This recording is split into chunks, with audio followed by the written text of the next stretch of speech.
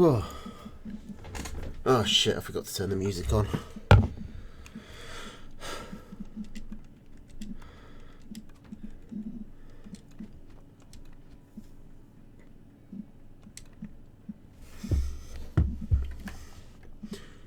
Oh. Hello everybody. Sorry I'm late.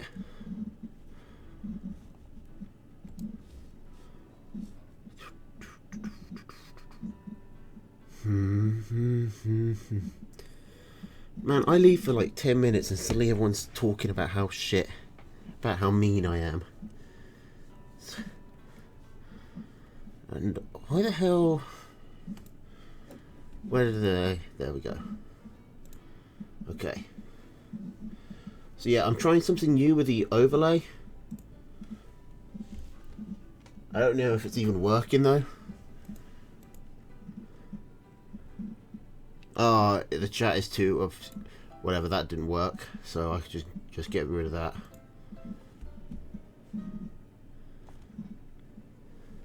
Anyway, here we are.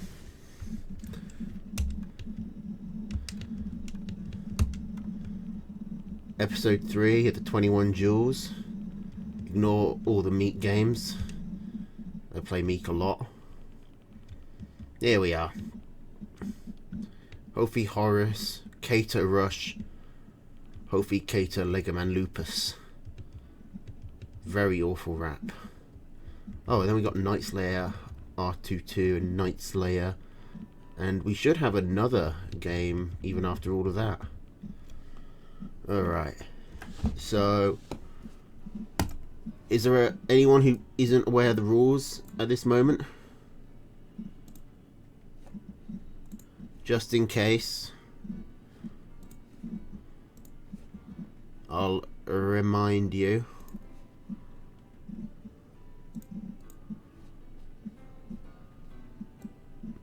No, that's fine. Okay, so Snake players just have to pick one of these 3 decks. Squirrel, Skunk, Owl, Mine, Lizard, Skunk, Fox, Machine Gun, or Toad, Cam, Badger, Balloon. Nice and easy. Ow, ow, ow, ow, ow. Alright.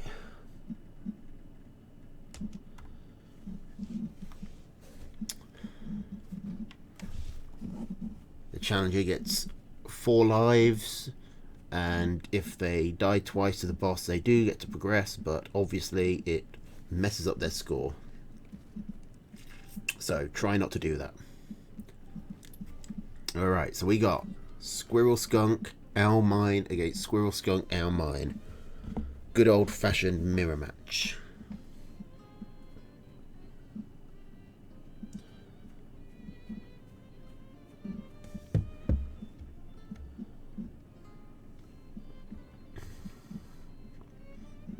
Now, if this does go to the actual late game, and I think in this setup it's pretty likely to, it's really going to come down to who can just spam the most owls. Okay, so there's 3 maps easily for... Sorry, 3 mills for both players. Snake probably has the advantage.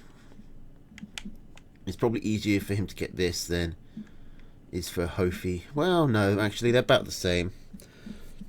Yeah, so 4 meals total, 3 expansions apiece. I think they might have forgot to put the campfires at plentiful, because there is only 1 campfire here. Just a reminder.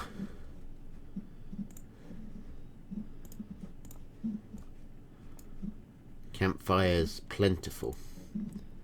Maybe they didn't. Maybe they did and it still only spawned 1, but... Oh, yeah, they did forget. Well, my keen detective sense was working. Good to know.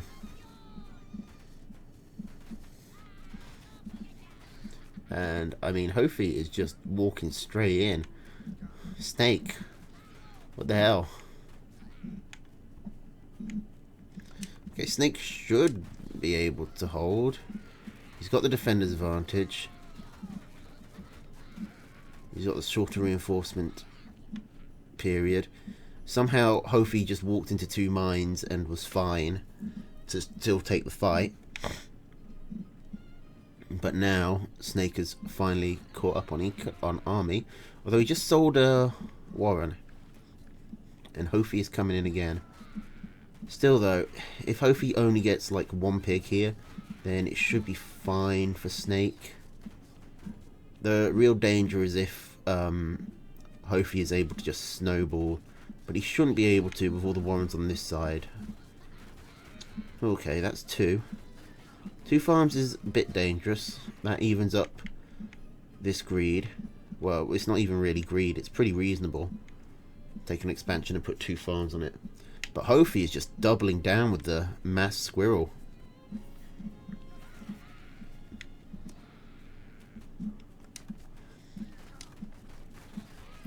I mean, Snake is trying to get a tier 2 up as well as a double farm. That gives Hofi a good timing. But Hofi probably should have waited to have more squirrels up. I mean, another farm did get got. So Hofi is actually ahead on eco now.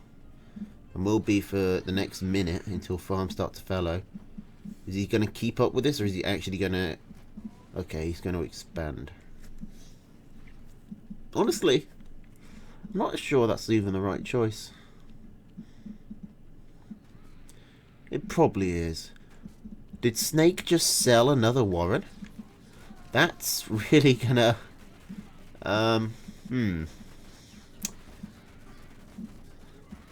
That's certainly a play you could make. Okay. Well, the mill's down. No more mill tanking. Snake has 1 skunk. Darn it. I understand the appeal of getting up to a high number of skunks, but really, Snake was in a position where he just needed to hold on. He had the expansion up first. He'd taken quite a lot of damage, but we're still in it. Especially once fallowing happened.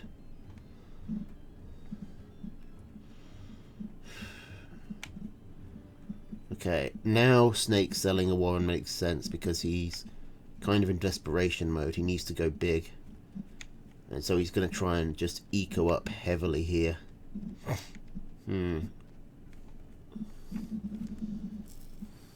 Has Snake been nerfed? Maybe. It seems that way.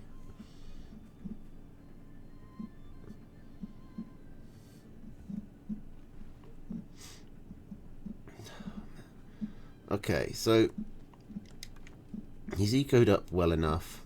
Somehow he's actually ahead on army. It doesn't feel like he should be.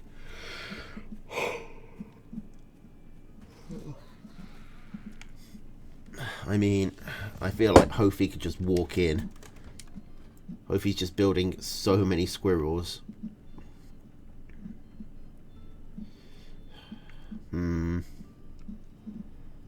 Snake is really going to struggle to hold this. Like, he's got 2 skunks, sure, but the skunks just get burst down by this many. Once there's this much of a squirrel discrepancy, the skunks don't have time to put any gas down.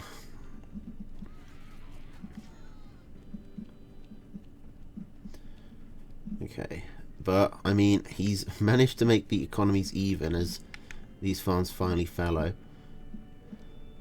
Some farms on here are going to start fallow pretty soon since they went down so early. And Hofi's still ahead because of the campfire. But Hofi, just for not finishing this, is actually giving Snake something of a chance. Okay, Snake wants to... Hopefully wants to come in now. There are mines. Some early skunk gas. Those mines don't do great.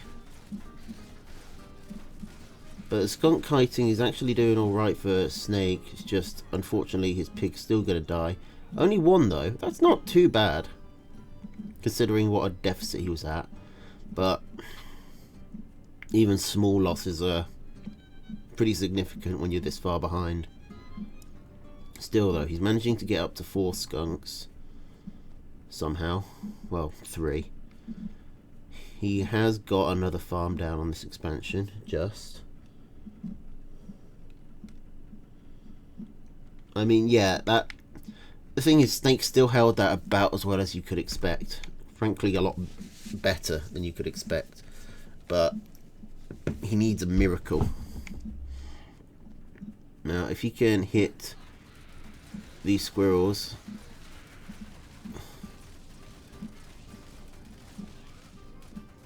I mean, if the squirrels trade, then Snake would actually come out ahead due to having less of them, but unfortunately the squirrels don't. There's still quite a few squirrels alive, and they're causing some damage. They're going to get this warren.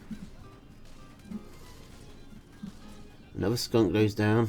Oh, but Snake loses his. And Snake can't defend this mill anymore. It's on the wrong side. Is there any way he could... There's no way he can really force a base race on this map, especially with Hofi right here. Man, this is a tough game for Snake. It really did come down to his greed with a tier 2, though. Hofi just pushing in with so many squirrels, and Snake trying to get the 2 farms here plus the tier 2. Already putting behind an army, and then selling a squirrel warren to get another tier 2 warren going was just way too much.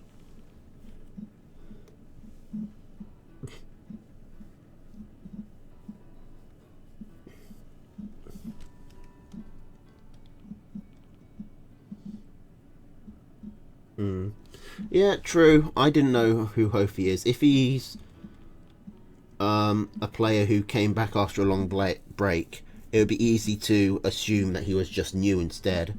And against newer players, you can afford to be greedy a lot because they tend not to push. So yeah, it could just be a underestimation on Snake's part. Alright, so let's move on to round 2 for Hofi against the kid. And for the kid, just a quick reminder, deck size of 9, toads are banned. Now the kid, I think, has actually he took some lives of people in the last in the first episode. I can't exactly remember who, but I know there were a couple of times he took 2 lives off people.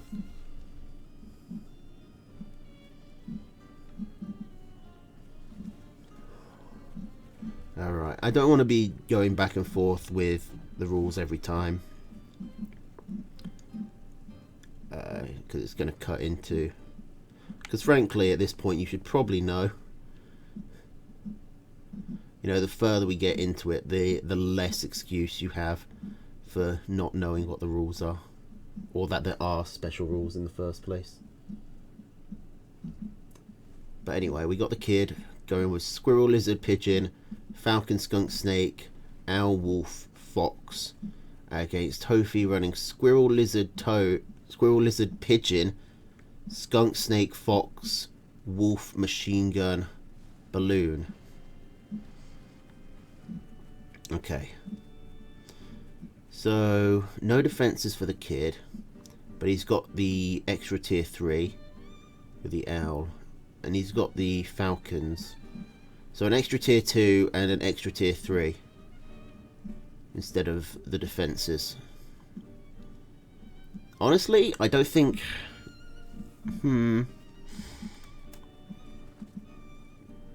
Not having any defenses is a bit tricky, but against Hofi's defenses, I mean, Kid should be sorted with the owl. And, I mean, if you're taking multiple tier 3s, you might as well take the owl. So it's not like I could really say Kid's deck is worse. Hofi coming in again with the mass squirrel. Kid should be in a better spot to hold, as he's got lizards, which pound for pound will trade better. But he is getting outnumbered. He's desperately trying to get some squirrels up. But he queued up a farm. That's really dangerous. Because if he has a lower number of lizards against the squirrels, he's just going to get snowballed. He needed these squirrels coming out. I think that queuing up that farm could potentially cost him the game right here. He has to send his lizards in. And look at how quickly they're going to go down. Now he does have some squirrels up behind them. And oh my god, the lizards do so much work. That was actually kind of impressive. I didn't think the lizards would be able to do that. If you look at the army value, the army graph agrees with me.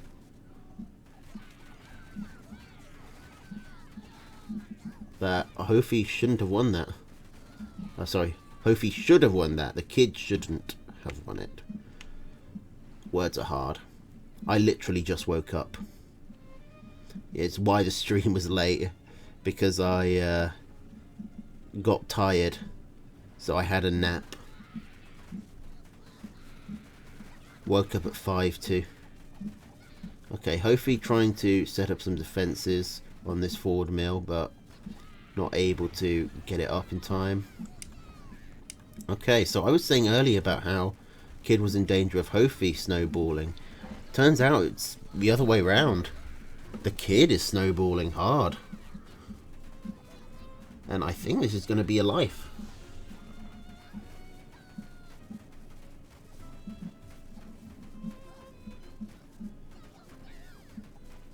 Oh, did he try and kite the lizards? You can't kite lizards. I guess if the squirrels were standing in the water, that would explain a lot.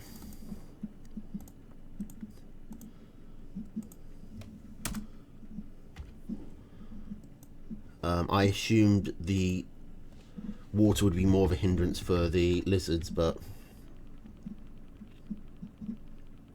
yeah, whichever one was standing in the water would have a disadvantage. Okay. Hope he's going to lose a life then. But he does get another try. Now, if he loses this one, he will go through to the next round anyway, but you obviously don't want to be doing that. It costs you score, you don't get any points, plus you have far fewer chances against the harder bosses.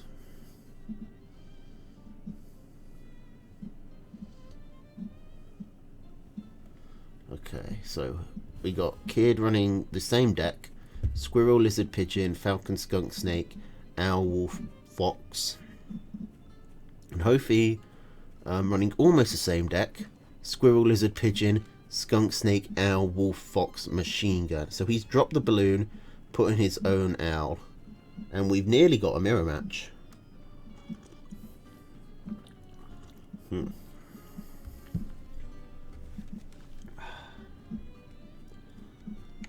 I wonder what deck would I be running with this many units? I think lizards are guaranteed to be in every deck. With toads banned, like you're always going to take lizards.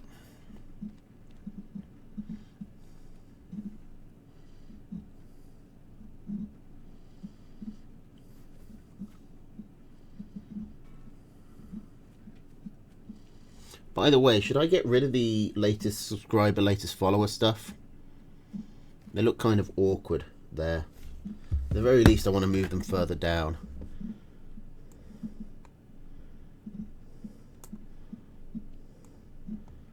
I don't like them just being in the middle.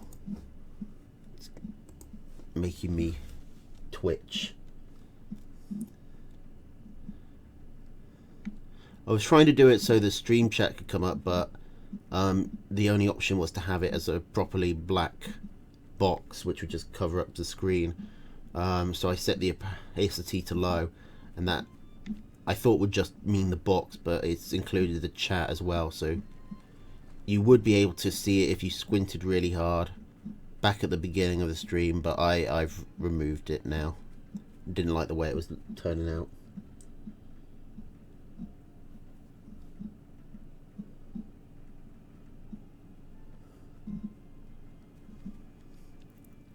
But anyway, both players just eking up fairly standardly. Hofi not attacking so hard this time. Map wise, I mean, I was gonna say it's Hofi favoured, but this mill was actually pretty safe for the kid. There doesn't seem to be any way. There's no way across here that Hofi can get to it. He could come down here across the water and come down, so there is a way for Hofi to get there, but still. Okay, so got a big fight happening in the mill, and again the kid winning. I guess this must come down to micro, because the army was just perfectly even. But this time I expect Hofi will be able to hold. He might lose one Warren, but no, he's able to hold. He's going up for a skunk. I wonder, Squizzard skunk versus pure squizzard.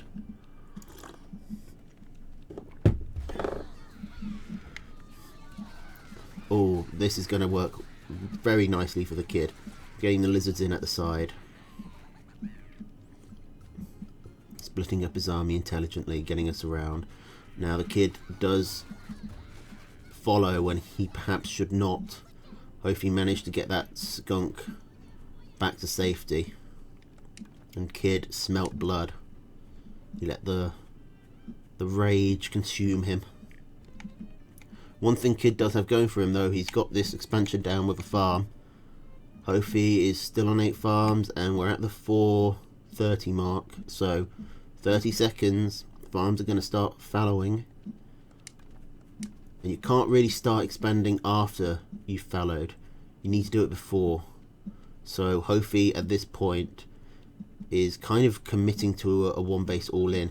And if he's doing that, then he should really be waiting for a second skunk.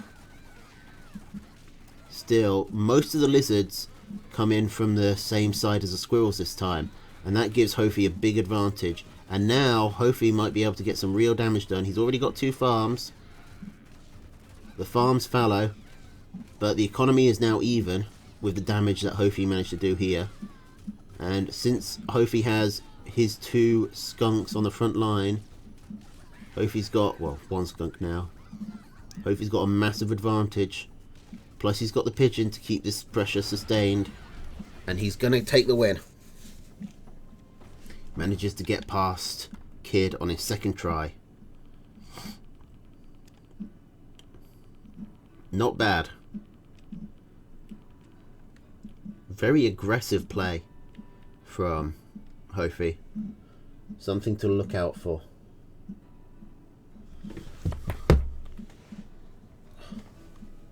I have apples in my pocket.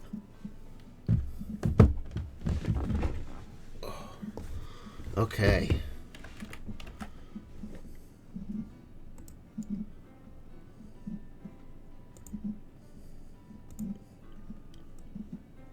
Okay, so another hoe. It's Horus.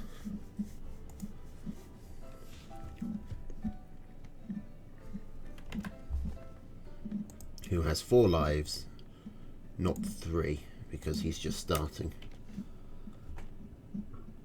Oh, that's a shame, Cater. You're not going to get to watch your own replays live. Sorry, man.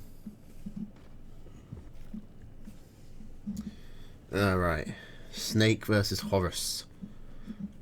Lizard, skunk, fox, machine gun against squirrel, skunk, owl, mine.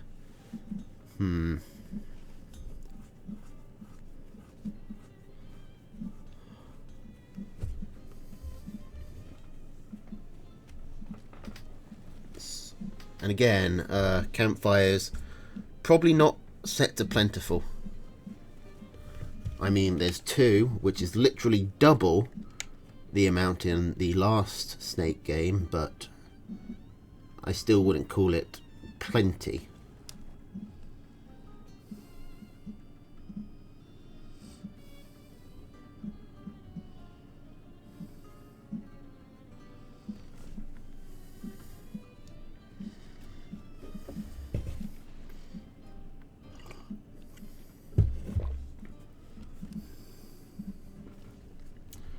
Whew. Okay. This high ground is so annoying for Horus. Luckily, Snake doesn't have ferrets in this matchup. But still. I mean, it's quite a long way from this ridge to this mill anyway. So it's not like Snake could really abuse it. But it's still going to be very annoying for Horus to, if Snake takes this, just have Snake's pigs taunting him.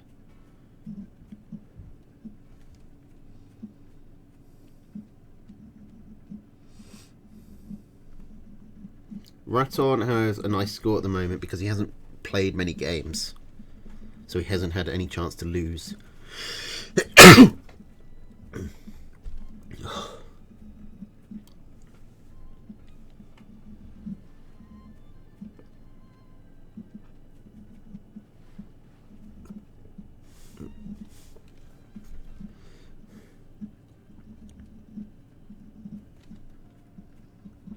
Thank you, child. Okay, so Snake getting a very forward hold together with the machine guns. Horus going straight for the owl. Now, Horus is not someone I've played much, but I watched a lot of his games in the TNT League, and I gotta say, he was fairly impressive. He took quite a few wins that I wasn't expecting him to. And I think he's in a pretty solid position here. All of these mines means that Snake is probably not going to want to move in. And this owl is a great answer to this sort of forward hold. He knows that he has time to go for the tier 3 because his opponent is being defensive. I mean, think about it. There's 180 food right here on the front line. So the 180 food put into this warren is, you know, essentially free. You know, it's already an even trade. Snake doesn't have the fox, so he can't really take advantage of this forward defensive position.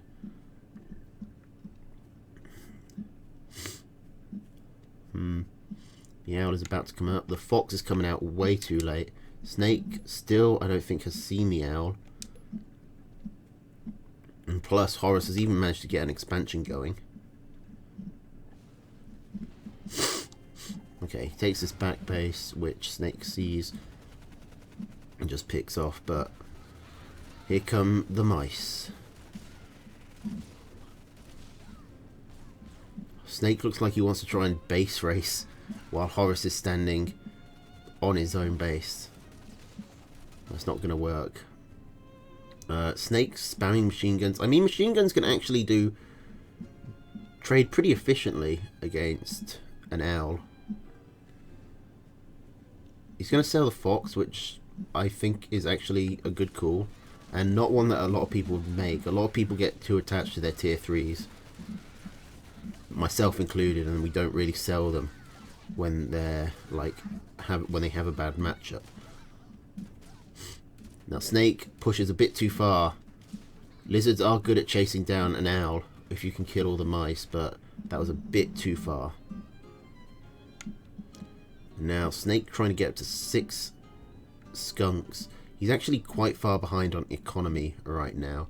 He's got another base just in case it does come to a base race, but I don't think it ever will because Horus needs to go through Snake's army.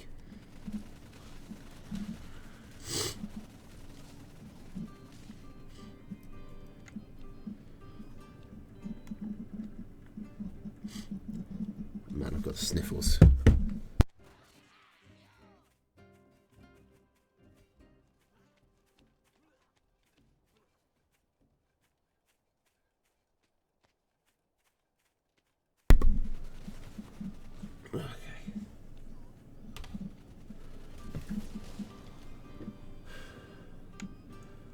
Could Snake come in? Snake could come in this way. There is a little gap there between the rock and the hedge, it seems.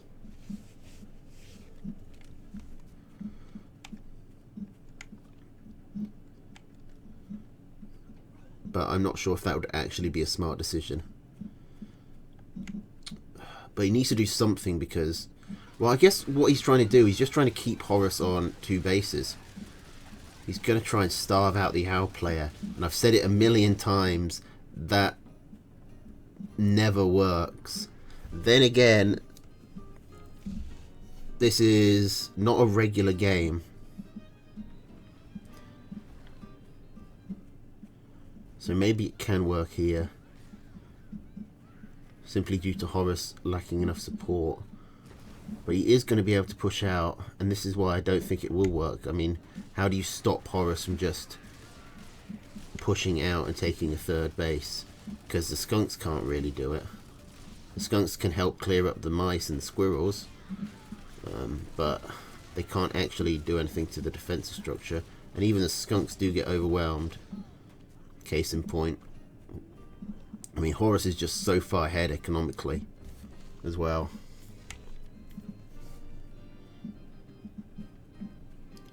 You can't really starve out someone who's got more farms than you either. Like, you need a really powerful defensive setup to try and get this going, and I'm sorry, but 4 machine guns just ain't it, Chief.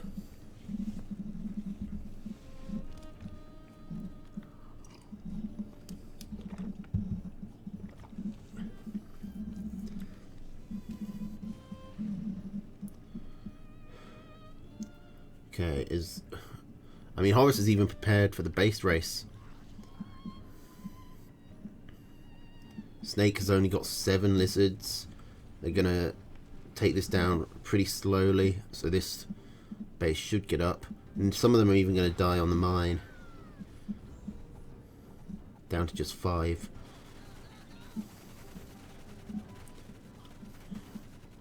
And because the mice move so quickly, Horus can even get back in time to defend this.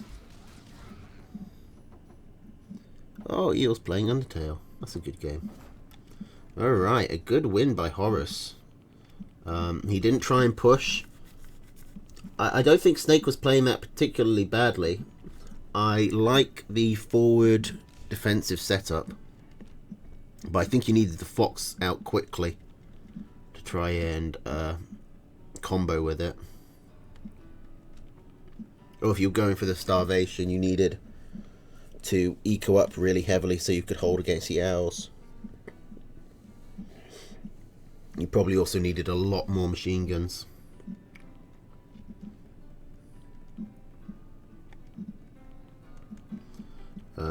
That's Horus. Where's stage 2 Horus? Do we not have stage 2 Horus? I'm not seeing it. I'm seeing Hofi, Cater, Lego, Lupus. Is that all the Horus we're getting? Anyway, Horus was really good at recognizing what he had to do in that situation. He didn't panic. He didn't get baited into a bad engagement.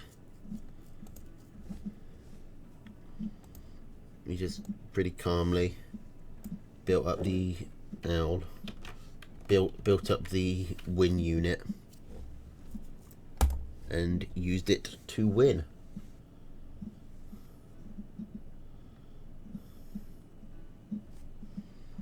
Yeah, no life lost for Horus.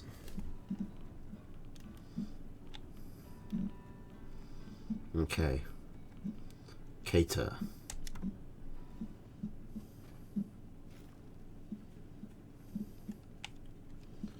Hofi lost 1 life. Yeah, Hofi lost 1 life to Kid. And Eel is playing Undertale.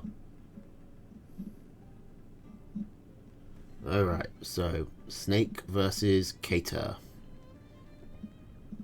Cater Nedenlos. I don't know if Cater's name is supposed to mean something in some strange, not English language. But, there it is. Cater Nadenlos. Or Cater to his friends.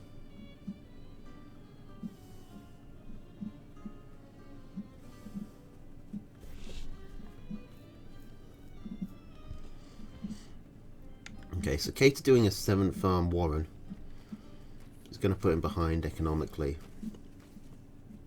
I don't really think the lizards can do anything, especially with his campfire right here.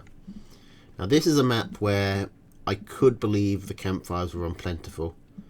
May look like there's only 2, but hidden behind the tree line, it's a secret cabin in the woods. Behind the lake, surrounded by trees. A good place to go if you want privacy. Or to murder a bunch of teenagers.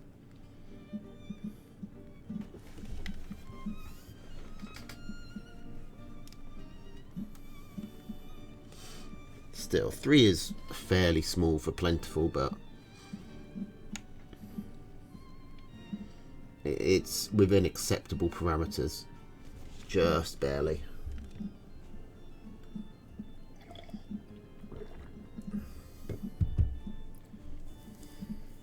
It is actually fairly significant to not put the campfires on plentiful. Like, that really does change your early game options. Because with a lot of... the more campfires that are going to be on the map, the less viable early rushing becomes.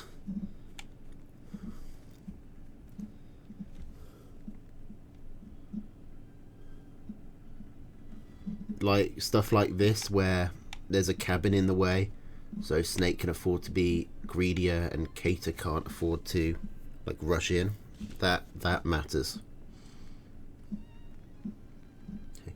There is also just a path there. Yeah, there's that one tile that you can get around, but again there's another cabin in the way. Okay, Snake trying to sneak over his chameleons. Cater going straight for the fox.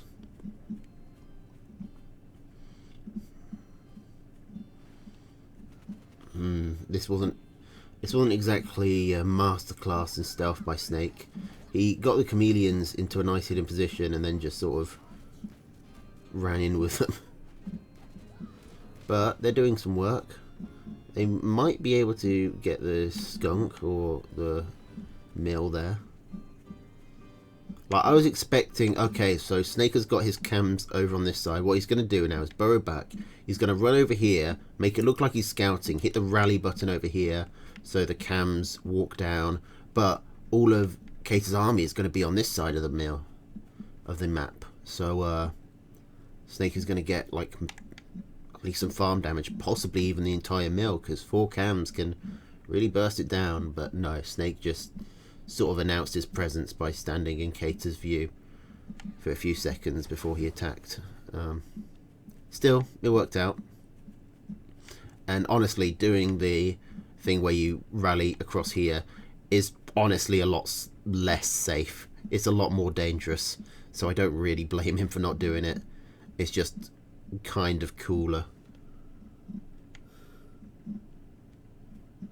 Anyway, Badger was put down. Snake never saw the fox. He's been so preoccupied with his cam shenanigans that he's not actually done much of a scout. According to Snake's intel, Cater has 2 machine guns and 2 lizard warrens, and that's it.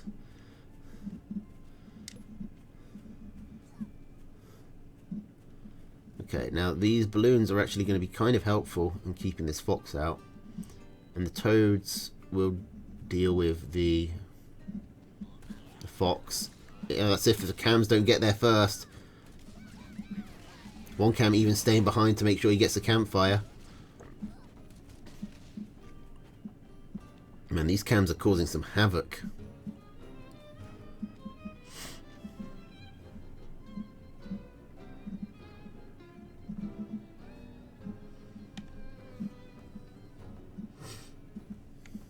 It is kind of tricky to try and deal with mass cam with Cater's deck. But honestly, I think the Fox is one of the ways to go. You just have to be very cautious. Okay, so Cater might be turning this into a base race, and honestly, it might be one he wins.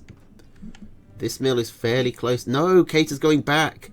Oh, I think he might have been able to get this mill. I think this was a bad decision on Cater's part. Those lizards can't deal with that many cams. Yeah, the key to, if you dodge the cam traps, then the Toad deck has no real answer for the Fox. But if you don't dodge the cam traps, then you're in a lot of trouble. Okay, so Snake actually won that. I think Cater could have won the base race. I think at the very least that was his best option. He knew that there was he knew about the chameleons. I don't think he knew about the badger, but he knew about the toads and the cams. So he probably should have, you know, figured that he couldn't take Snake in a straight fight.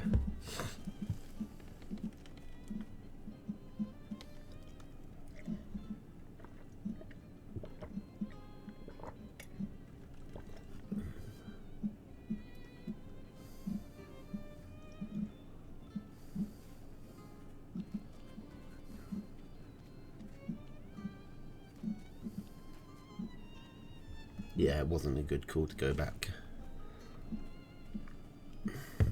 Again, 3 mils. Just about plausible that it's... Oh no. Oh no. Plausible that it's plentiful.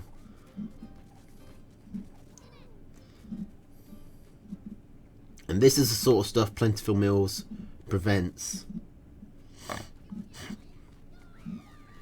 These 4-farm rushes, or as they're becoming known, the meek plays. Oh man, that's probably GG straight away. Like, Cater is so far behind here.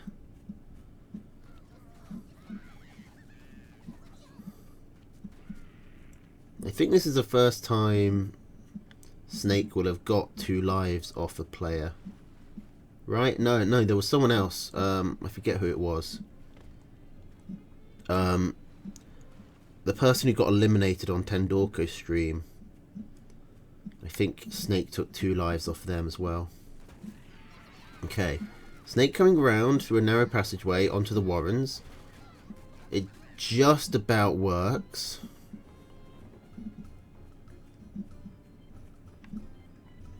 Picking off the Warren is pretty significant.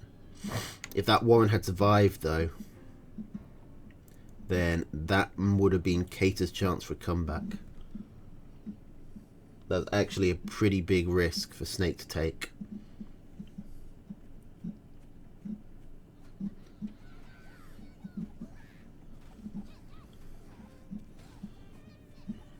The boss list is pretty tough, and I'm not just saying that because I'm on it. It's got Meek and Melvin at the end, the 2 like league finalists. It's going to be a bit tricky. But my word, Snake, that early rush kind of feels unfair, since if the mills weren't set up plentiful, that made the rush strategy work so much more. But I mean, Cater should have spotted it, and he didn't. Alright. So, Cater does get to go to stage 2. The Toads 9 unit deck. Still possible he can make it to the end.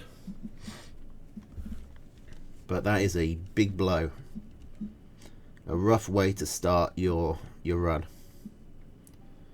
Okay, so we got squirrel, lizard, pigeon, falcon, skunk, snake, owl, wolf, fox from the kid against squirrel, lizard, pigeon, ferret, cam, snake, boar, badger, mine from Cater. So kid's deck, he's been running that a few times now. I think he's clearly practiced this rule set and thinks that this is the way to go. I honestly can't say I disagree. 3 of each. 3 tier 1, 3 tier 2, 3 a tier 3. And it's a pretty powerful tier 3 combo. Falcon, skunk, snake is a pretty powerful tier 2 combo. He's got the pigeons. The pigeons don't really help the tier 1, but they help his tier 2 stay alive. And his tier 3 if he gets that far. And Squizzard is just nice and solid, and why wouldn't you take them if there's no toads?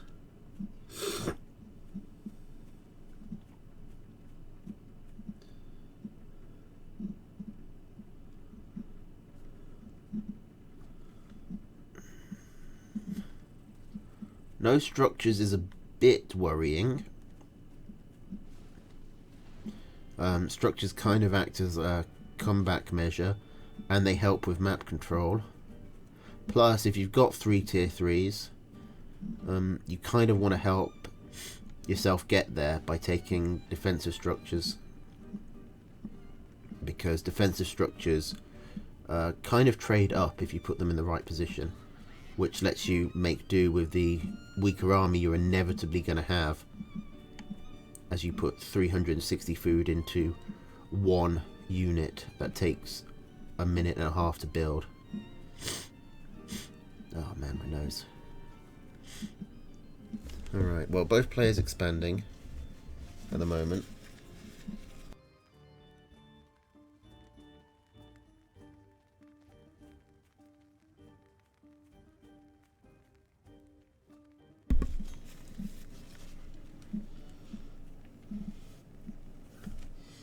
The ferret from Cater. I mean, Cater was probably expecting some sort of defensive structure. He's going to be disappointed to find there isn't one. I don't know why mine is the structure he picked.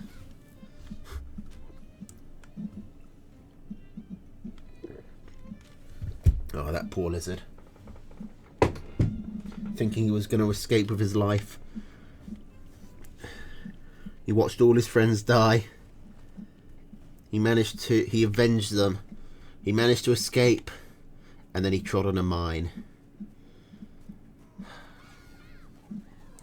What a tragedy.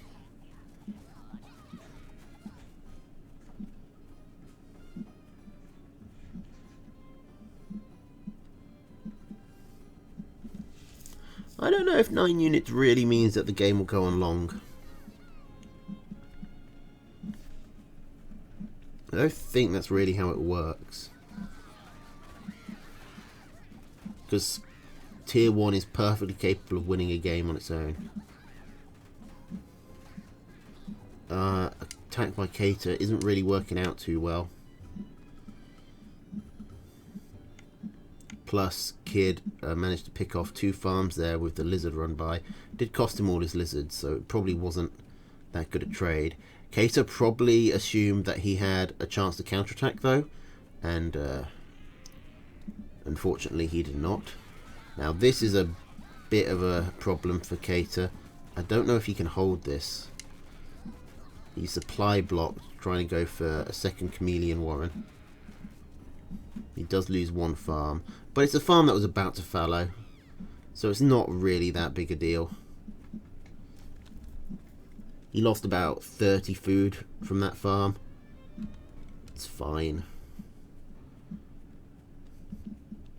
1.5 tier 1 units. It's not going to be game deciding. Cams are good because toads are banned. I agree with Gent. Toads are one of the best answers to cams. If you mass cam, then it's kind of hard to deal with. Snakes can deal with cams, falcons can deal with cams, but I mean, cams scale really well. They outscale snakes, and they might even outscale falcons. Obviously, they can't hit the falcons themselves, but the amount they tank for the tier 1 that can hit the falcons is not to be underestimated.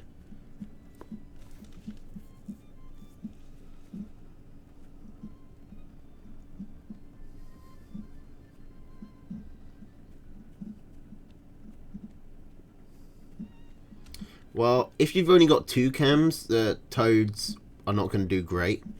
But if you start massing cams, if you get to 4 or to 6, then suddenly the toads get huge value by doing the massive burst damage. And it's not like the cams can avoid getting hit. And since a lot of cam armies are kind of dependent on the chameleons to do the tanking for them, if you obliterate the tanks immediately, then that army loses so much of its synergy. Cams are kind of cornerstone units in that way.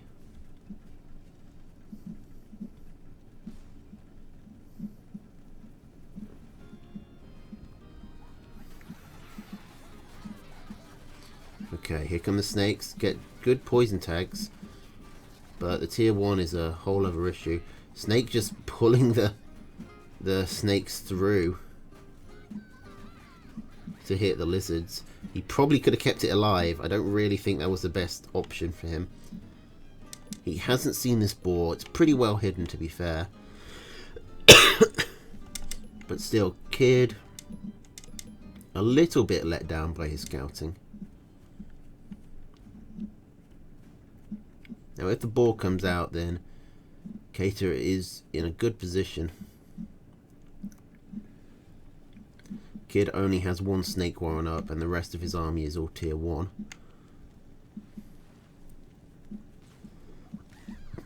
I don't think these lizard run bys from snakes are really paying for themselves. That one certainly didn't. He did one before that just ran all the lizards into Cater's army. His most successful lizard run by was the one where he got the 2 farms, but that cost him 9 lizards. So that's actually a loss on his part. And he keeps going the same way as well. He needs to run around it from a different angle. But it's too late now. The boar's up and there's only 1 snake on the field. And there's so many pigeons to keep this boar alive. Oh my god, Kid's commander. Well, the snake's dead. And Snake might be dead as well. He's got a handful of tier 1 to try and kill this boar. Hitting the pigeons is a pretty smart idea. Cater is actually going to retreat, which is honestly a miracle for the Kid. Kid is putting down a squirrel, and really, I think he should be getting pigeons, but I don't know if it makes much difference. Like, Cater has just already got his pigeons back up. There's another snake, but still only 1. The snake gets burst down by Cater's squirrels and lizards so quickly, and the boar needs so many tags to actually kill it, especially with the pigeons here. And now Cater's got Kid's army trapped in a choke point. They were all clumped together, and this should be a win for Cater. Not losing any lives on the second boss, which is good for him because he couldn't really afford to. If he wants a chance to go all the way, he needs to hold on to those lives in the early game, in the early stages.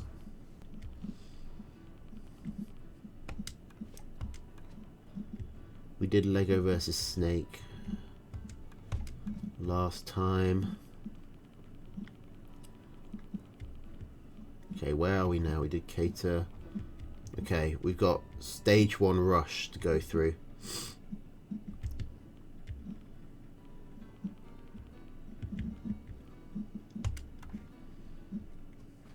Okay, so Snake versus Rush.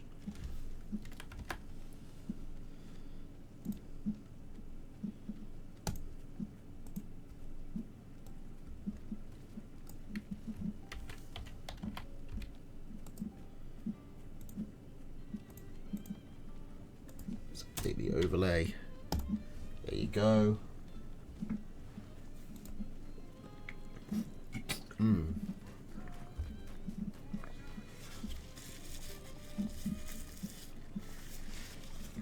mean, that was a good first hold by Snake. But the second time the ball came in, it was just too much. Really, what cost Snake that game was he just regularly sacrificed a bunch of lizards for no discernible reason.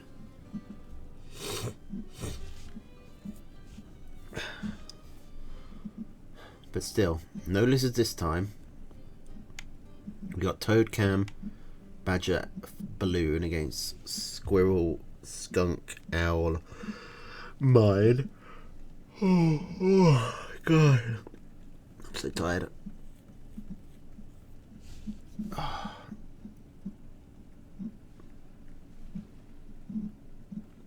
And I got to play some games after this. I've arranged to do my games against. I shouldn't spoil that actually. Against someone. I'm going to do my games against someone after the stream. Nearly gave it away.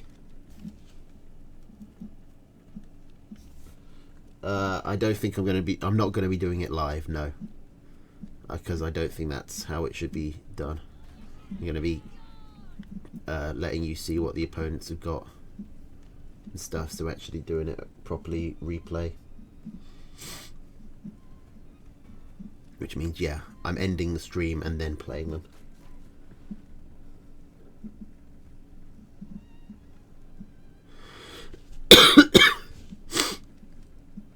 Okay, so Snake going straight up to Cams.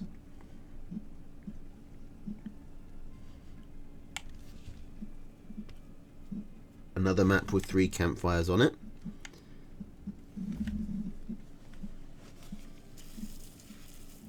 Ow, ow, ow.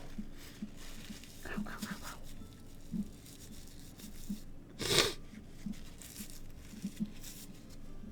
My nose is causing problems.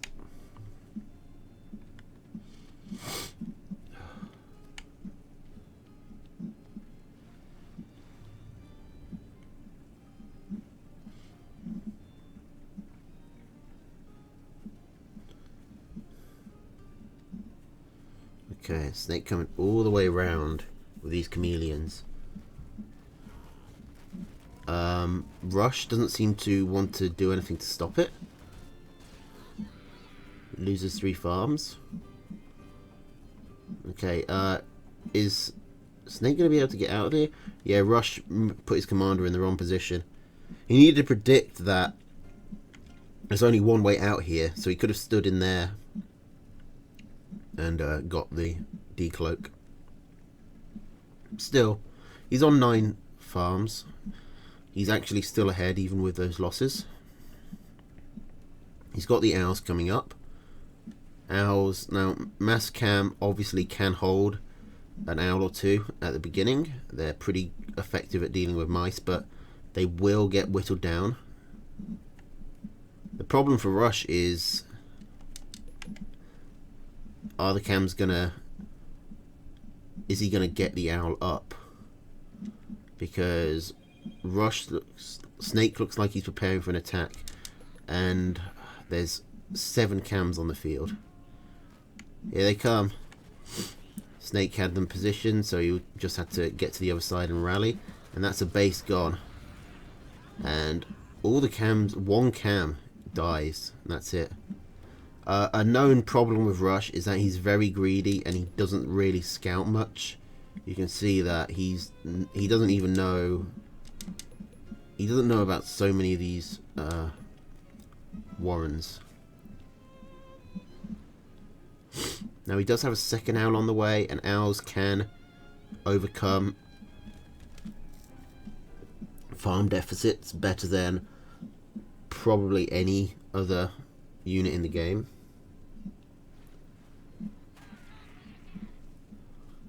Snake does have the badger starting, but I mean Rush should just be constantly poking now with the owls. Like, Snake is going to be losing so much of food. But he needs to start going. Rush, you gonna go? This is okay, good. I was getting worried there. Oh no. Oh no. The cam's coming straight onto the mill. We've got a base race coming. Base racing 10 cams. I mean, Rush could win this. No, don't attack the Warrens. You need to go straight for the mill, but the mice don't know that. The mice are so dumb. But he's already got a head start, and Rush is going to take it. Whew, that came close.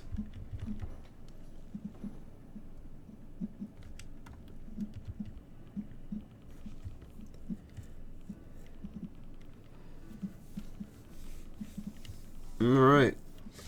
Rush manages to keep that. I mean, honestly, it's kind of... I mean, Snake could have just pushed in with 10 cams. I'm kind of confused as to why he didn't. But, hey, you take what you can.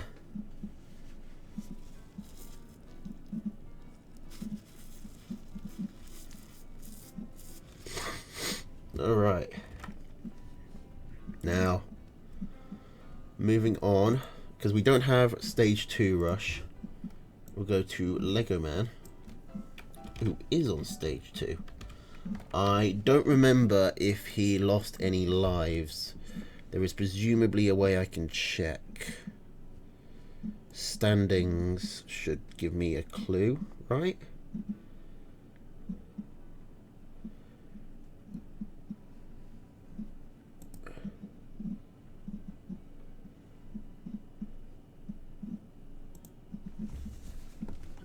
Where's Lego Man?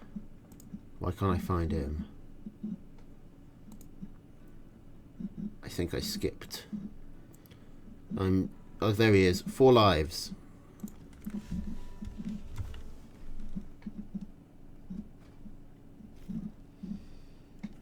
Okay, so the kid versus Lego. The kid with a different deck this time. Squirrel, lizard, ferret, snake, owl, wolf, fox, machine gun, balloon. Sorry, it's bothering me that I can't hear the music. It's too quiet. Okay, squirrel, pigeon, ferret, falcon, skunk, snake, owl, wolf, mine. So 2 different decks this time. No lizards from Lego Man, which is a odd choice. Like, I think if toads are banned, you should just always go lizards. Especially when it's only 1/9 of your deck. Oh, good luck, Leon. Well, actually, no. I'm on the boss's side, so I won't wish you luck. Sorry. I mean, I guess I already did. I don't know if there are take-backsies on well wishes.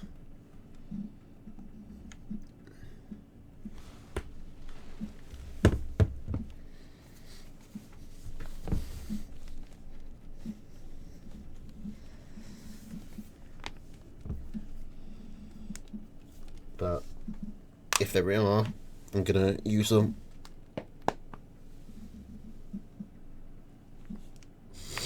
Goris! Someone hasn't read the rules!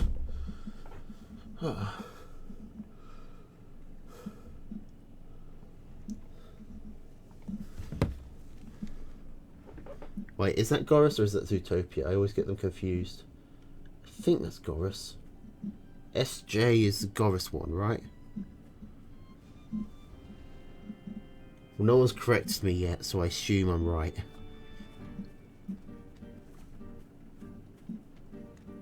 Just like always. Okay. Those were some pretty vicious mine hits, but Kid is not to be deterred.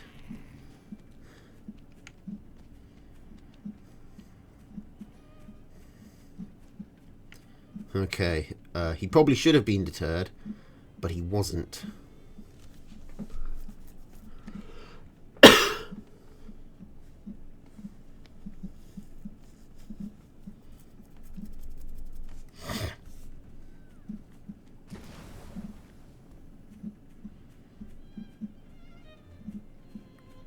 Kid coming around the other side now.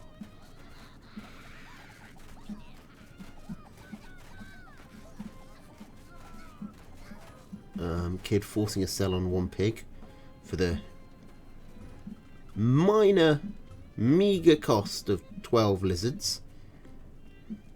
I've got to say, Kid's not been impressing me with his lizard play. I think he needs to do some work on it, because he kind of just keeps running in his lizards and losing all of them for very minimal gains.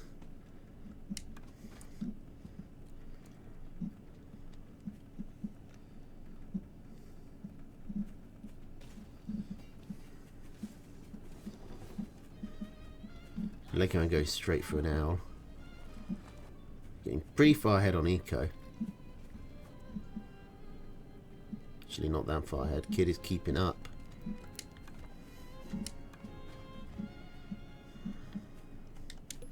Has Kid seen this owl? He has not. Now he has. He's left his lizards out in the open with his commander dead. So this is going to be painful. Okay, he only lost 2 lizards there.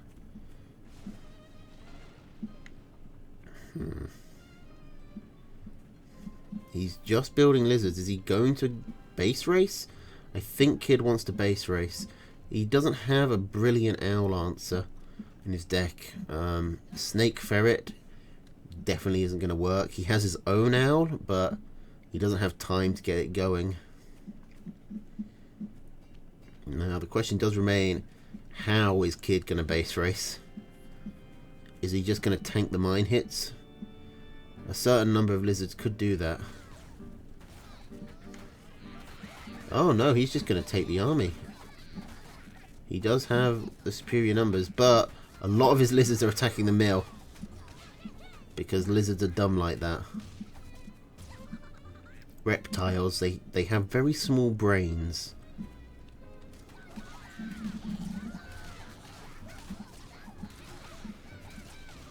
And now the skunks are out. Legoman getting up to 4 skunks just to have extra advantage against all these, the mass tier 1. And then 6 ferrets, just because why not?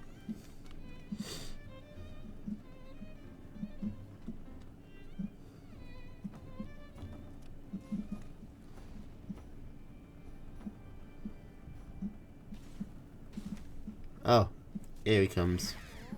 He got him around the back. He had to take a lot of hits to do it though. And 12 lizards isn't enough, especially when they're injured, to take down a fully farmed mill.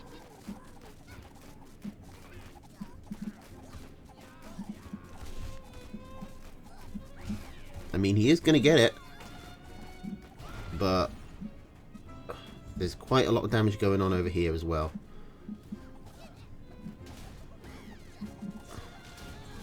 A Legoman might be throwing this by going for the ferrets. Is this mill going to survive? I mean, not for long, but yes. Why are there machine guns here? Why would you build machine guns when your opponent has gone owl ferret? That is a perplexing decision, to say the least. And Kid's not giving up. Is he trying to... He's going for the farms, because he can get the mill. He kind of messes up there, not sure what to go for. I don't think that was the game deciding factor, but it was definitely a small misplay.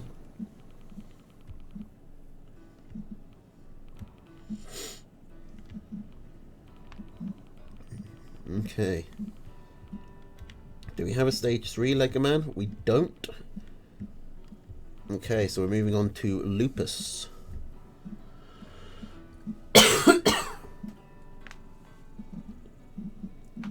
What was a confusing game? Oh, and Lupus is right here. He's only got 2 lives. So, if he... This could potentially be his death.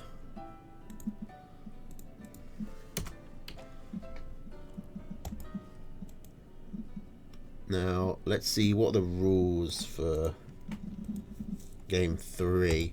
It is Daffy.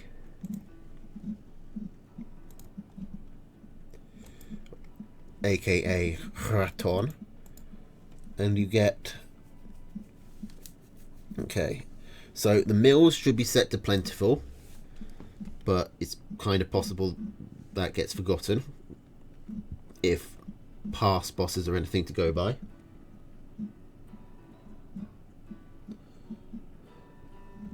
Oh, I didn't say the flank was wrong.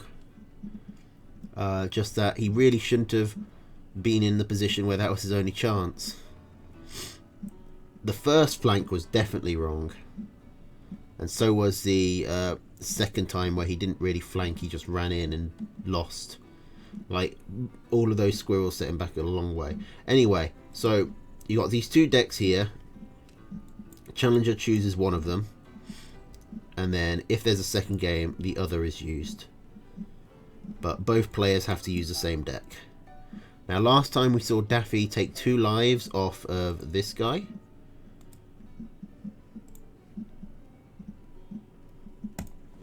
Let's see if he can do the same to Lupus. Okay, so we got Mole, Cam.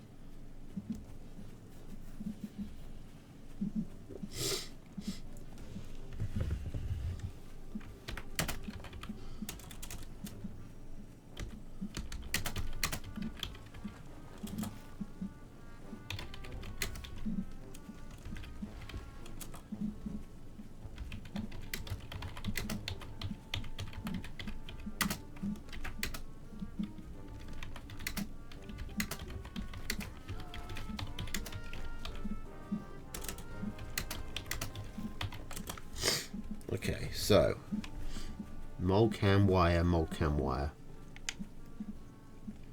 Now, who's going to try and do early moles? Anyone? Like, I mean, this is such an obviously good place to do them that Lupus is preemptively checking. 7 farm mill. Is that smart? 2 IQ play or 200 IQ play? It does give him scouting up here, which makes it harder for Raton to hide any moles. It looks like Lupus has come to the conclusion that he can be greedy, which I guess is not the conclusion I draw in a mole game.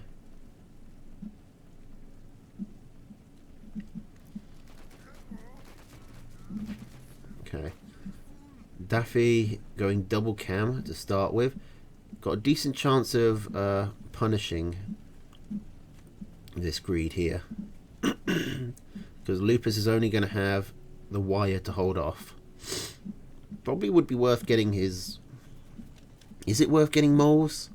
Probably not. The moles get squashed by the cams, don't they?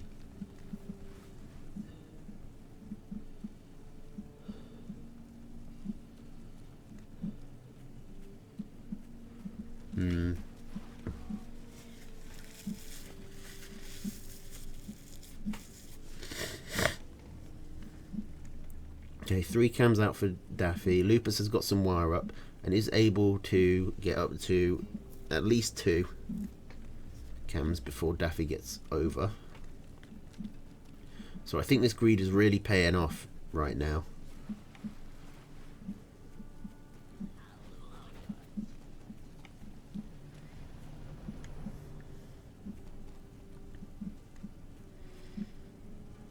Like, Lupus should be able to hold. I don't think I called Lupus Lupus the last time I spoke about him, but I'm calling him Lupus now. Okay. Cam trades. The wire putting in a bit of extra work gives Lupus the go. The win. Lupus sells 1 mole warren, not both.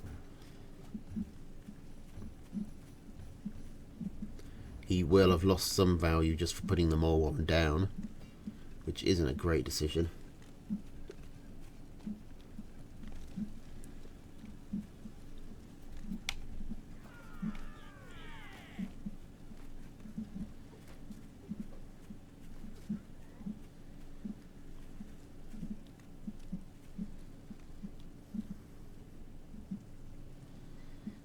cams from both players.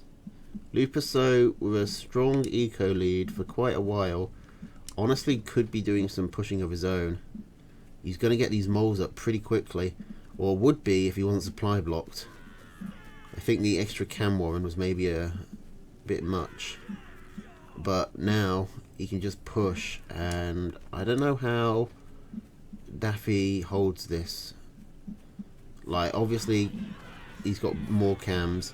Oh, Lupus's cams actually take a very bad path, but still it works out, and Lupus looks like he should just win from here. This isn't really the type of deck where you can do comebacks, unless you are going to sneak off a mill with moles or cams somehow. But I mean, that's 300 food that Daffy just lost, and that's not even counting the units. It seems like Lupus was right to go for that early greed. Daffy was just never able to punish it, and then never able to catch up. Yeah, Daffy's trying to go for the base race, but I mean, Lupus is already here with 15 moles and 8 cams. That mill gets shredded.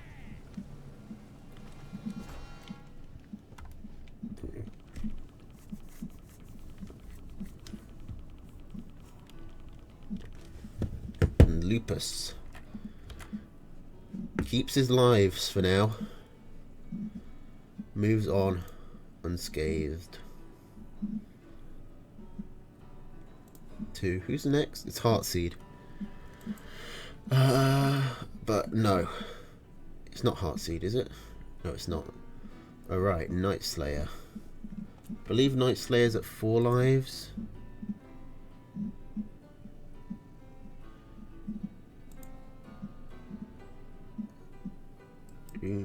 There was an easier way to do this, apparently.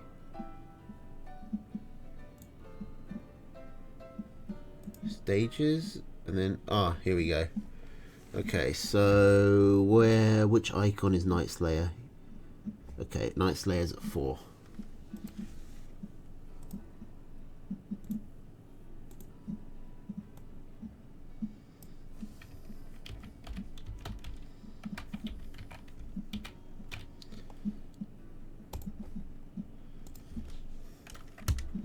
Okay, so Night Slayer versus Daffy. Which deck they chose?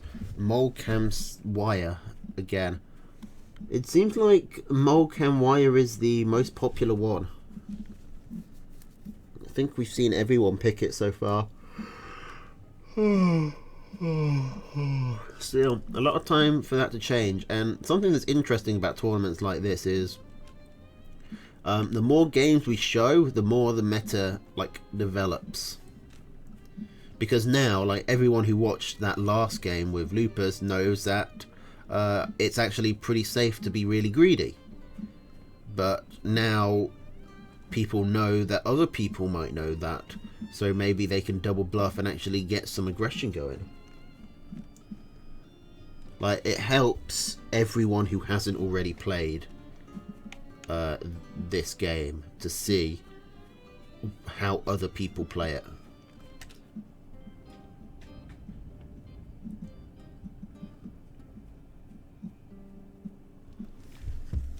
I should check who is the next boss. Epicosity. Huh. Not who I would have expected. Okay, that's some early mole damage, but not really. The cell happened. Well, Daffy lost value on the moles for it taking damage.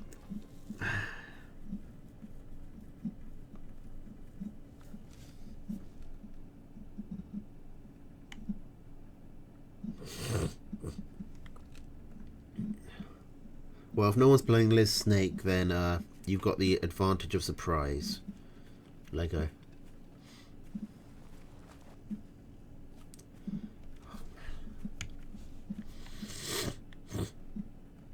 Sorry, I can't. I'm trying to stop snorting, but my nose is.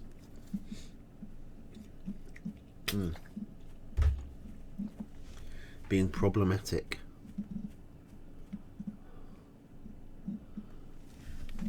Okay, so we got Cam's coming out for Night Slayer. Pretty far behind Daffy's Cam's, but he should still be safe.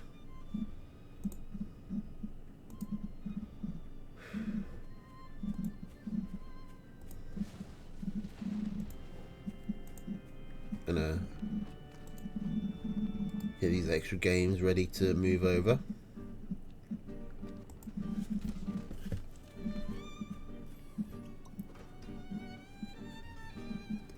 I might have to go get some more tea, I think. Yeah, I've got a second load of games to do because Gent received 5 replays while this stream is going on.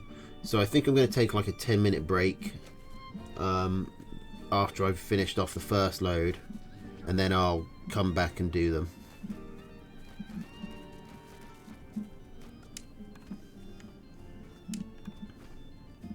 Okay, so an even cam matchup right now. Raton floating a lot of food. Both players just massing cams. The Night Slayer is leapfrogging ahead, as Daffy is a bit slow to put these ones down. But he's also expanding, which Night Slayer is not. And this is tough because neither player can easily see how much the other player has. They can count the Warrens, but they don't know if both units have been pumped out yet. Maybe the Warrens are fresh, maybe the opponent's supply blocked. And they don't know where they're hiding either. But we get a fight. It looks like it's going in Night Slayer's direction.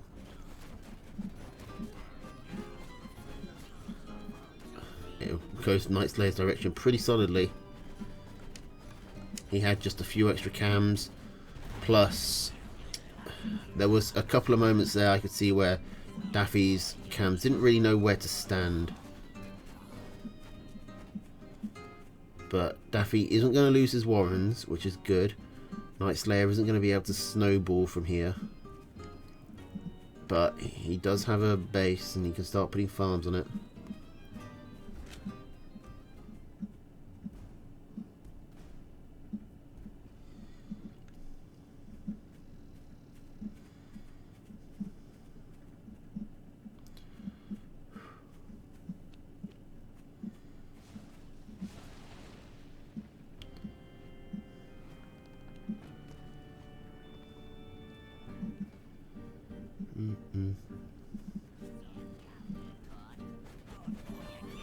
Okay. Is Daffy going to take this fight? Both players are just... Oh my god. Daffy got the... Well, no. Night Slayer got the decloak, and that gives him a huge advantage. On top of having extra chameleons. I don't think this goes... I think Night Slayer wins from here. Yeah, Night Slayer definitely wins from here. Daffy needed to not get into that Mexican standoff situation.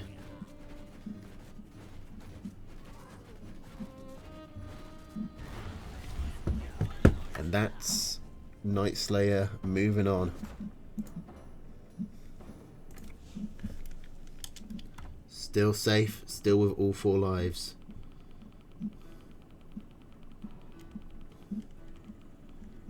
Okay.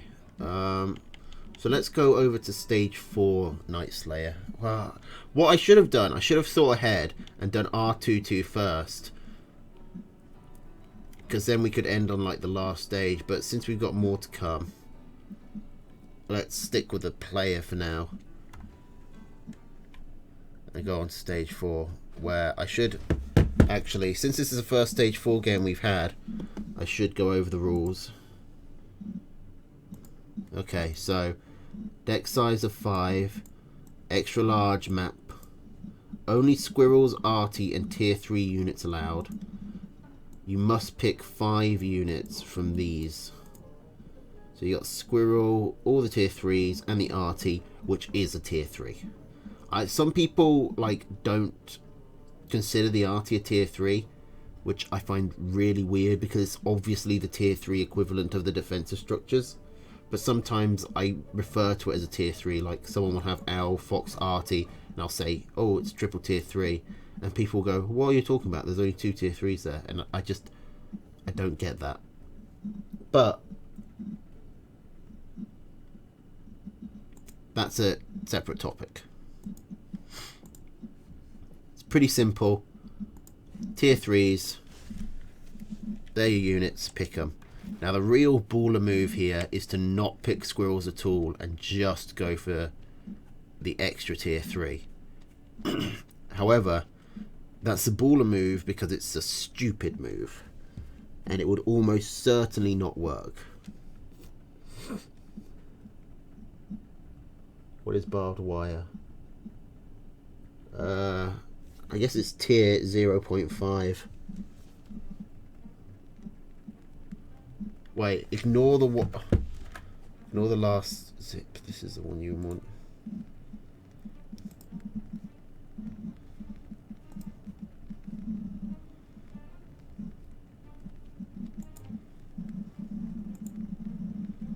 Okay. I don't know what the difference is, but okay.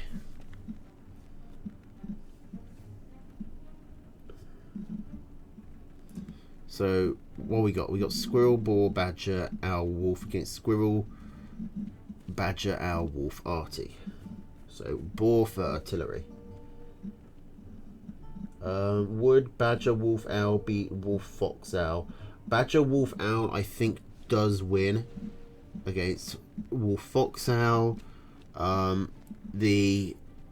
Your badger makes their owl a lot worse, which makes your owl a lot better, which makes their fox a lot worse, which makes your badger a lot better, and that gives you the win. Fox shots. If the fox shots land on the badger, then fine, it probably wins. But the thing about owl is that it basically stops the fox shot from landing on the badger at all, because there's just so many mice to get through. Plus the owl itself and the wolf, both of which can tank like 2 to 3 fox shots themselves.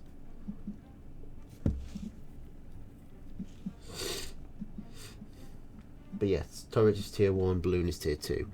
The wire and mine don't really fit. They're like fractions of tiers, and it depends on how many you actually get.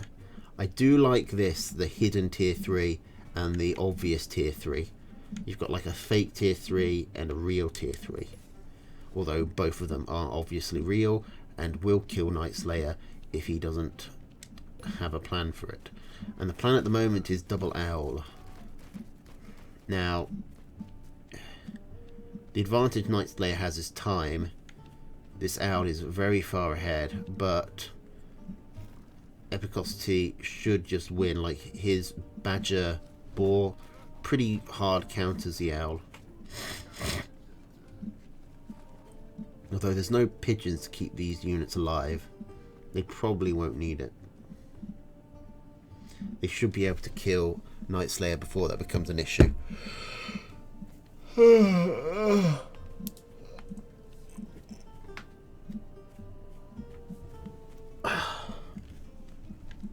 Problem is, for Epicosity, how much damage is he going to take right here? The boar is on its way, but the boar, it takes a while to roast a mouse.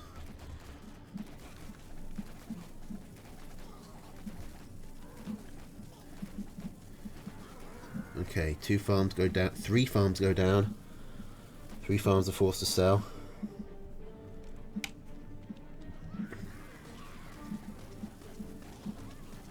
Man, that boar is actually getting chunked out pretty quickly. The badger's desperately trying to catch up. Does get an owl. This boar is nearly dead. And Night Slayer has his own badger on the way.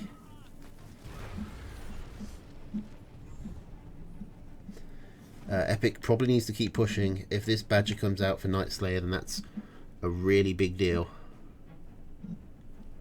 There's no water, so there's no way to heal these units other than just putting them in your territory. Don't let the boar die to a campfire, please.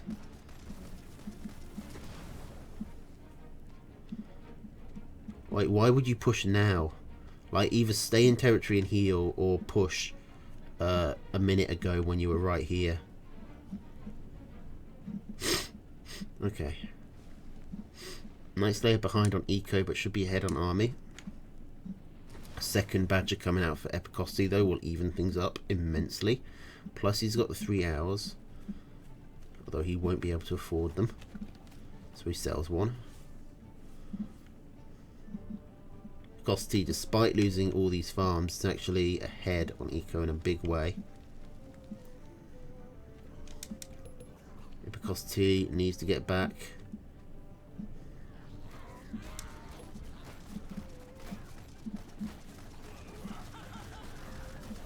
Okay, that evens up the eco quite a bit, but Epicosty's still going to be 2 farms ahead, thanks to the campfire. Trying to chase down this badger, this owl. Epicosty's badgers kept their rev, whereas Night Slayers did not. Thanks to the owl, Epicosty wins that by a considerable margin, because owls are basically a detriment against badgers. Because they let the badger, for that exact reason, it lets the badgers keep up their rev for so long. So badgers can just chase at full power. And the mill that Night Slayer got wasn't really worth much. It didn't have a lot on it.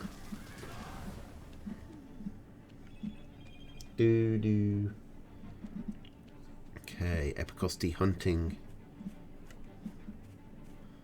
Night Slayer only has 1 badger. He's going to get a second one up, but Night Slayer is so far behind. This is a pretty desperation move to eco up heavily. It's the kind of move that he needs, but I don't know if it will work because Epicosty is just fully farmed up here anyway.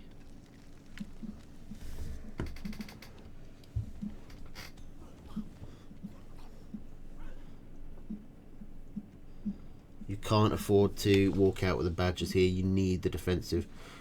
Okay, so Night Slayer does have going for him that Epicosty's units are all injured. Go! No, Night Slayer, you could actually have won that. Like, that badger dies so quickly. Is he going for a base race? I think he's going for a base race. That's a silly plan, isn't it? Is it? Maybe it's not. It's probably a silly plan. Honestly, he probably could have won. Oh no, you need to keep that badger rev going.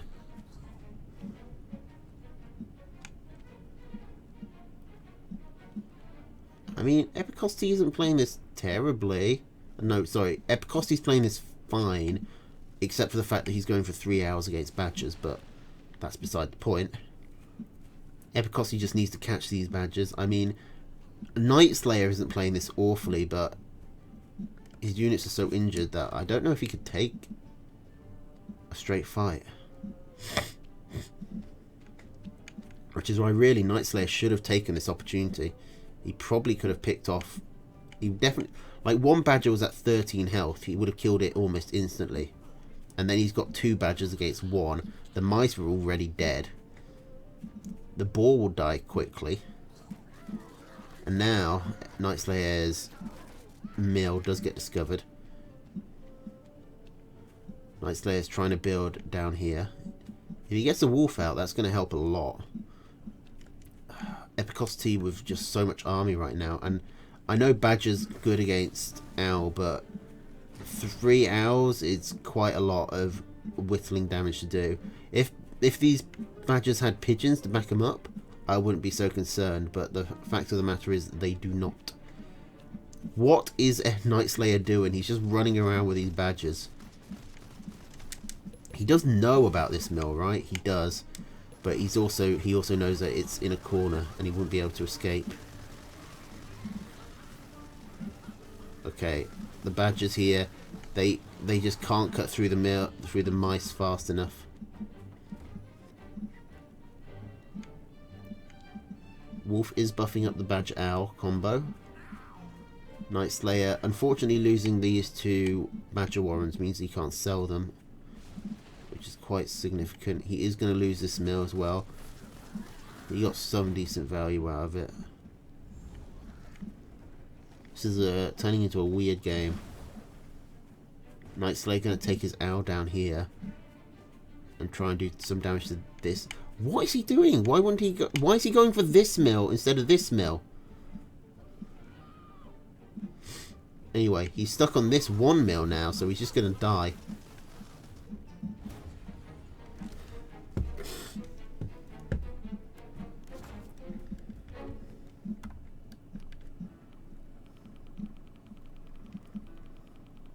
Alright.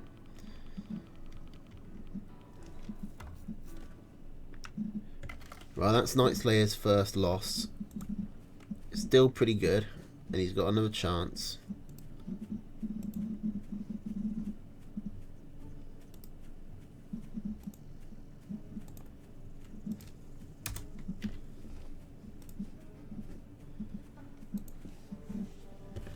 I mean, he's guaranteed to make it to the next boss, which is actually me, isn't it? Yes, he is.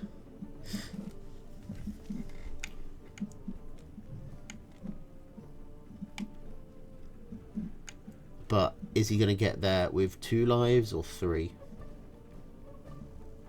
Same loadouts from both players.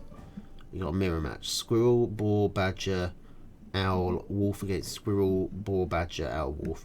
No one going for the fox. I imagine because they know that there's going to be an owl and a wolf, and those counter the fox pretty heavily.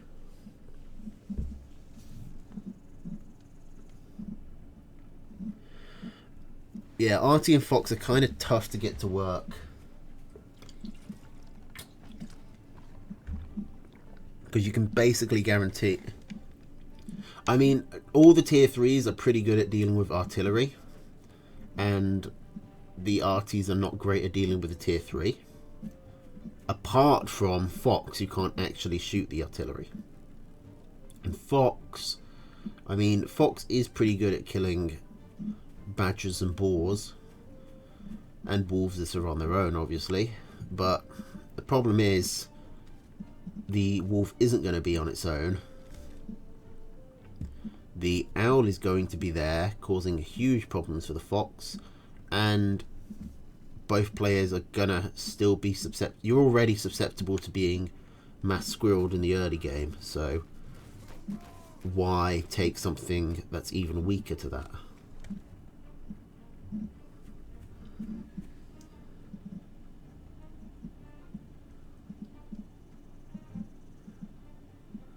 But like an LV owl, the thing is, I'm not sure if that logic holds up.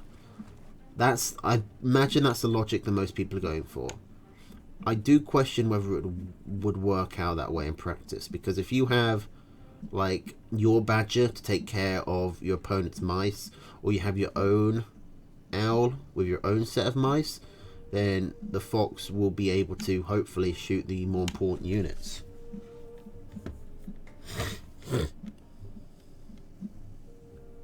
But either way, neither players were really willing to risk it.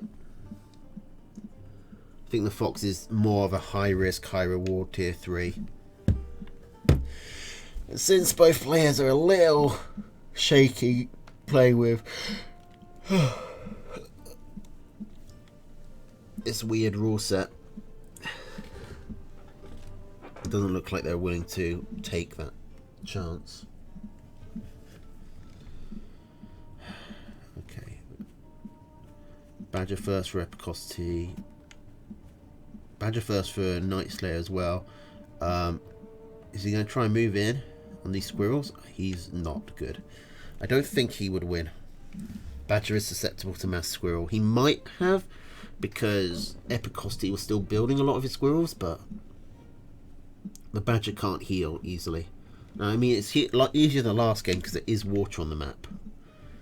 And water in territory, so you've got the stack healing.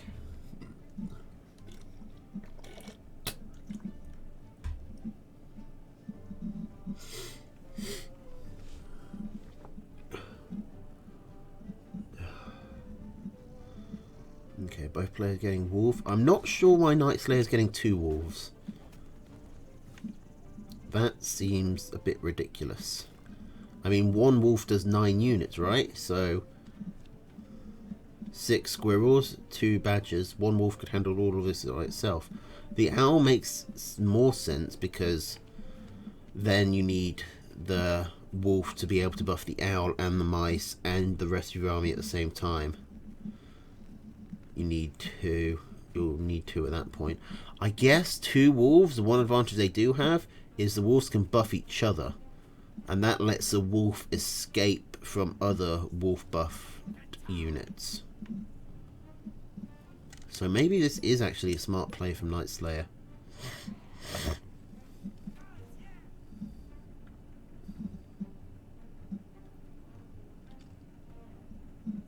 Badger, fox over badger. I don't think I would. I'm a massive badger stan though, so I would probably take both. Is the thing. I don't think I would take boar in this matchup. I think I would drop boar for the fox. And possibly the arty. But I don't really think the arty is that good. I think boar is definitely the weakest in this matchup. Like, it does tank well, but there's no tier 1 for it to go for. And it is going to take forever for it to actually kill these high health tier 3 units. And these high health tier 3 units are also units that can actually deal with its high health fairly efficiently. Either way, we got a fight coming. There's more wolf buffs on the Epicostes badges than on Night Slayers. And Night Slayer has the owls, which would normally means that he's got an advantage, but in this case means the exact opposite, because he's up against wolf buff badges. And it looks like, yeah, Night Slayer does move on to the next stage, but he lost 2 lives to do it. Epicostes taking some names. Well, 1 name, and that name is Night Slayer. And now we go to RTT, R22. Bloody do do do do do do do do do do do do do do do. Okay, last game of this set. How many lives does he have?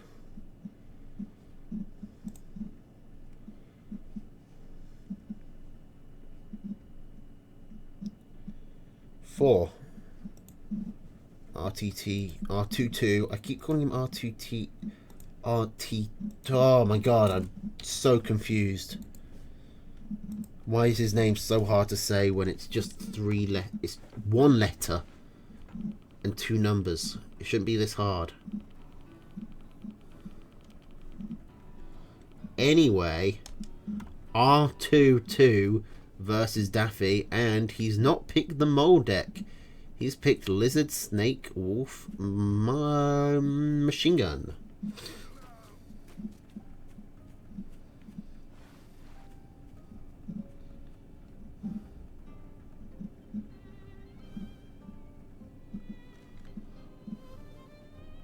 R2D, like, after I get to the first 2, I get to R2 and then my mouth automatically starts going for D2.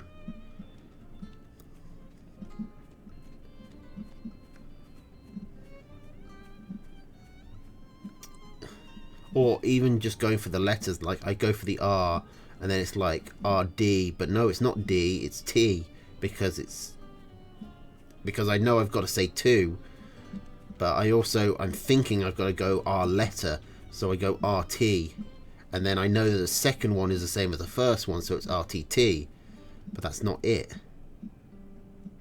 It's R22, R22.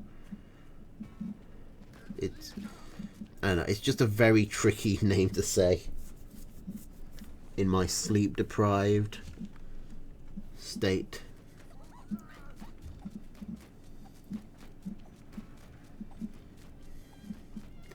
I've been up since 4 this morning. Raton with the lizard rush, nearly getting a warren. but not. And so nearly getting it doesn't actually help him in any way. R22 sells she sells by the seashore. Man, it was that first C. She sells seashells by the seashore. She sells seashells by the seashore. God damn it. Anyway, R22 comes in with his own lizards. Doesn't manage to pick off anything.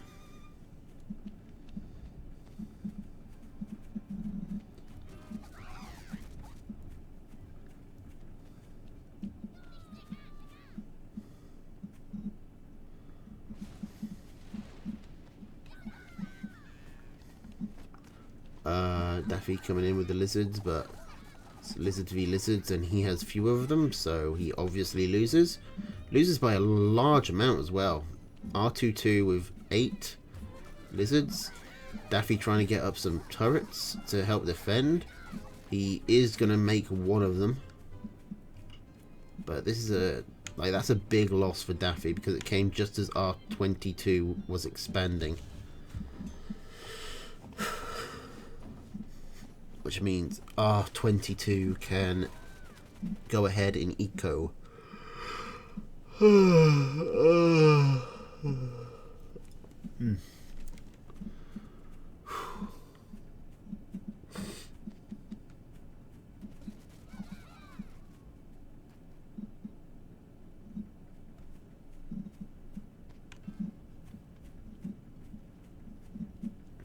Okay. Daffy moving the machine guns forward because he knows he needs to in order to get this mill. It's not a bad idea. And it looks like he is going to get it.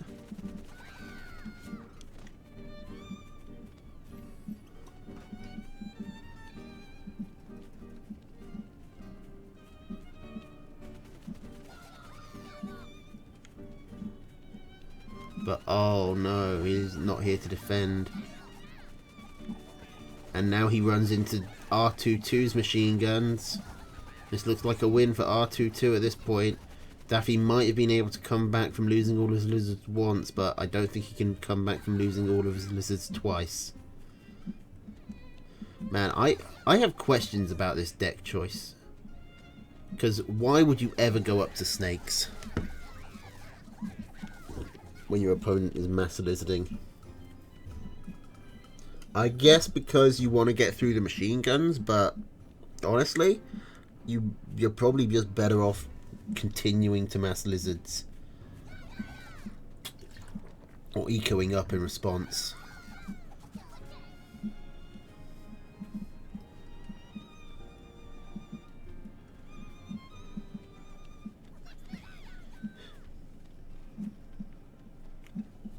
Right, Daffy is somehow not dead yet.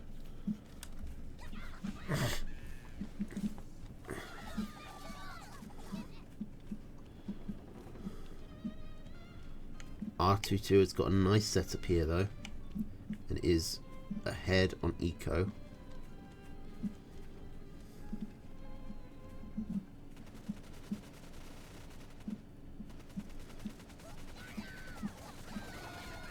Daffy decides to run into the double machine gun with a smaller lizard army. I mean, I'm not pretending that I haven't made stupider choices. But that is a very silly choice. Okay. Okay, that is the first load of games. R22 keeps all 4 of his lives. Moves on. Now I've got another set to go through. But before I do that, I'm going to take a quick break to go get myself some more tea.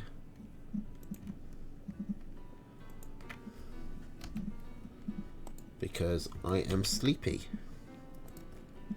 And I'm also thirsty, and tea solves both of those issues. So I'm just gonna put that up. And I will see you all in 5 to 10 minutes.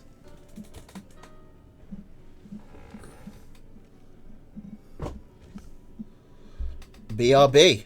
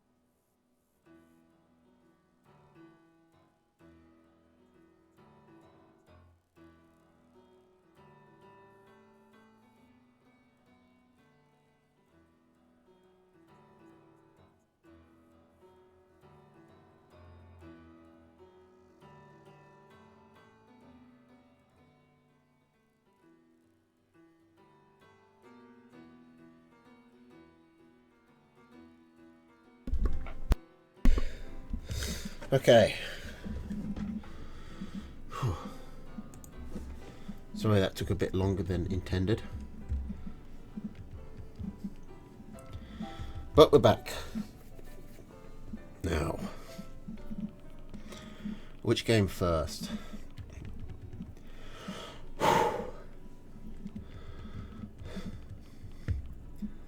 Okay. It seemed like a good order. We just start with Tanker, who's on stage 1, and move through. We get the ones who we have already done at the end. And we end with Night Slayer on 4. Okay, so Tanker, back to stage 1. What's he gonna pick? Squirrel, Skunk, Owl, Mine against Toad, Cam, Badger, Balloon. Whew.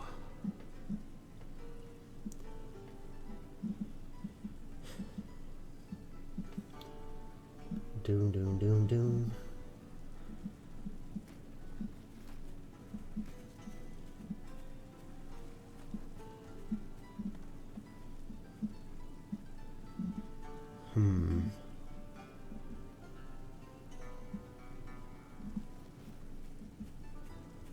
So, map-wise, it's definitely Snake favoured. Look at all the mills he has access to, whereas Tatanka really only has this one.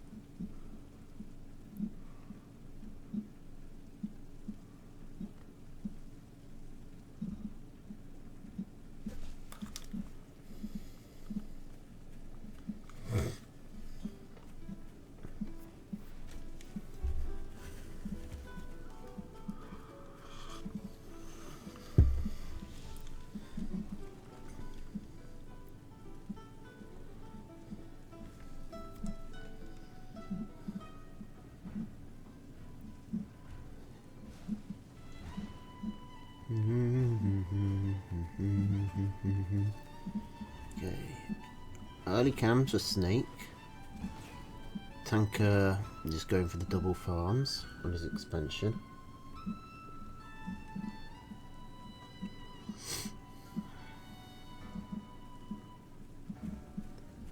Boom, boom, boom, boom.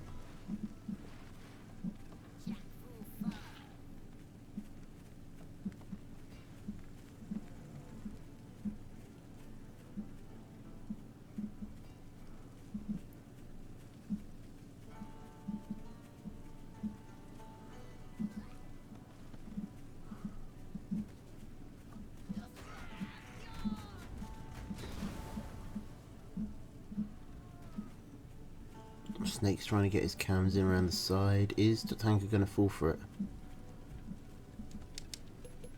He's bringing his squirrels over. He has seen Snake's commander. So the answer is no, he's not going to fall for it. Quite a few mines down for Tatanka. These two will help cover the cam flank again. It is hard for cams to push into mines because they can't clear it without setting it off. Like, mines are actually very important in this matchup, but there are not a lot of matchups in the regular meta where mines are important, so it's really a test of like your ability to read the situation and like not be stuck in the old paradigm. Snake's commander goes down. Tanker's gonna take advantage of that. The cams do still trade pretty efficiently, but they are very injured. And Snake is having to send in a lot of toads. Still though, Tatanka is only going to get one Warren. Snake has a badger building. I wondered why he was floating so much food. Now we know. And the badger coming out helps a lot. It still struggles a bit with mine, but he can clear them without getting hit.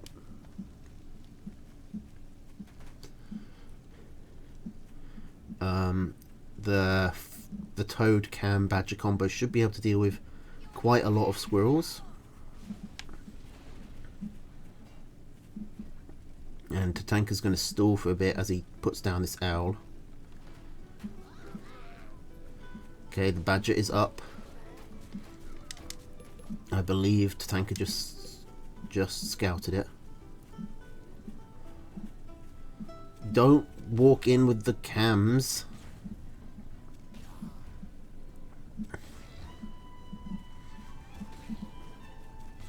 I don't think that's how Snake should have cleared those mines. I think that was possibly the worst way to do it.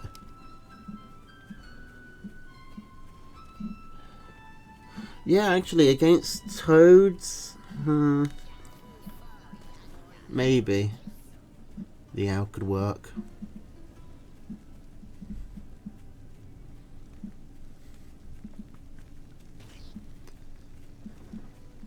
It's just, I think the sheer mass of squirrels is the real threat.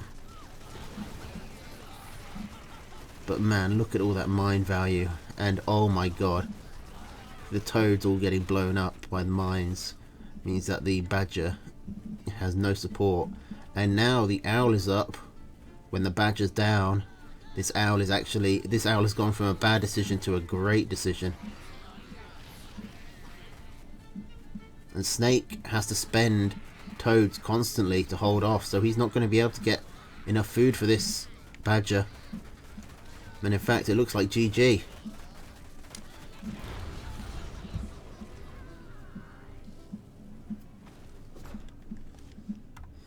Alright, well done to Tatanka. I think I predicted Tatanka's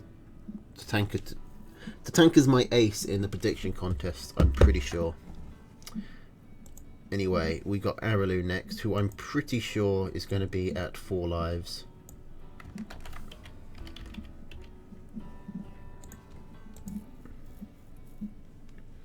Yes.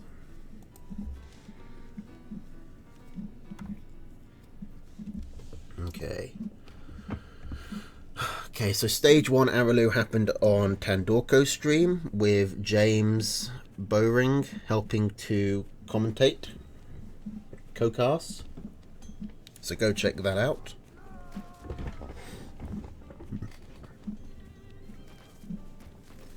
Now though, Kid v Araloo. Squirrel, lizard, ferret, snake, owl, wolf, fox, machine gun balloon against squirrel, pigeon, falcon, skunk, snake, badger, owl, wolf, wire.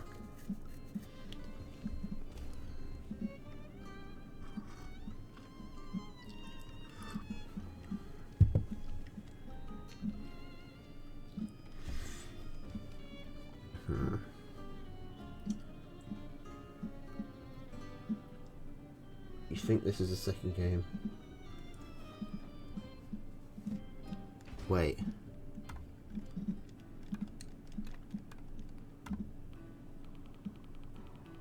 I clicked on game 1, right?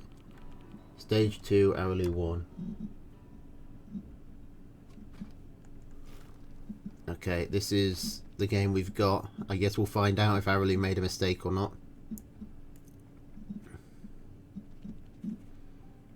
Let's get up to where we were, which, I don't know. I think it's somewhere around here.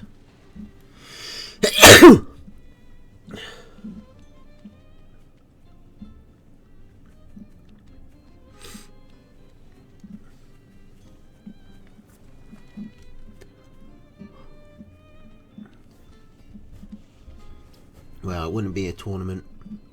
It wouldn't be a gent tournament without mistakes occurring, would it?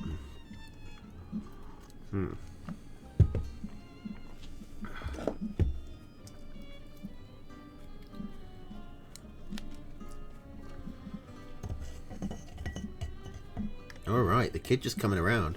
He's going to pick off a farm. with his 3 squirrels. Well, 4. Going on a mission. Now, can he hold off with the counterattack? Because Araloo has... I mean, yeah, Araloo gets 1 squirrel and is going to retreat.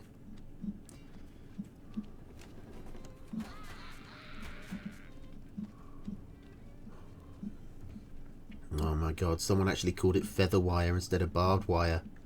That hasn't happened for a while.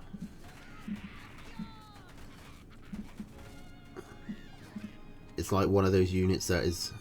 I kind of forget sometimes that it's not called barbed wire, because it just so clearly is barbed wire.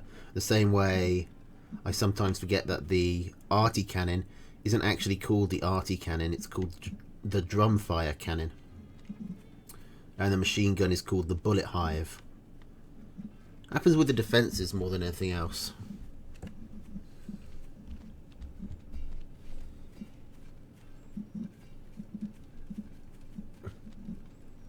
I believe it's supposed to be virgins and chads, but I share the sentiment broadly.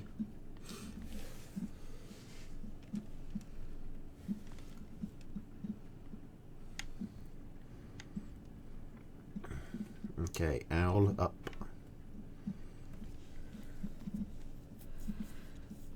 I think I once went through to see if I could actually name all the units their proper name, and it's actually surprisingly tough. It's Distillery Brothers, Nomad to the North, Morning Light Croakers, the Volunteers, Engineers for Hire, Wing Demons, Tooth Collectors, Trench Gang, the Freight Union, AFB,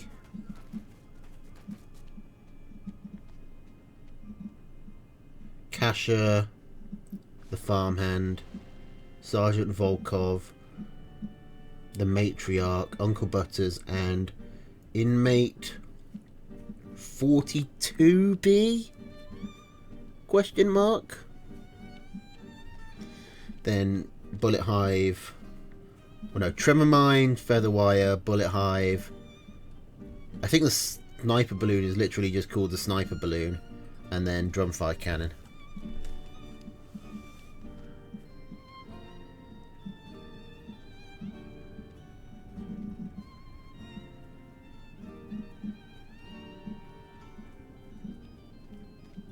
Thermal Air Sniper. Is the balloon called Thermal Air Sniper?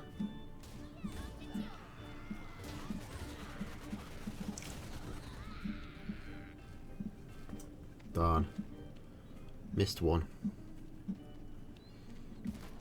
Anyway. The game is happening. Araloo has an owl. Is going to get more owls.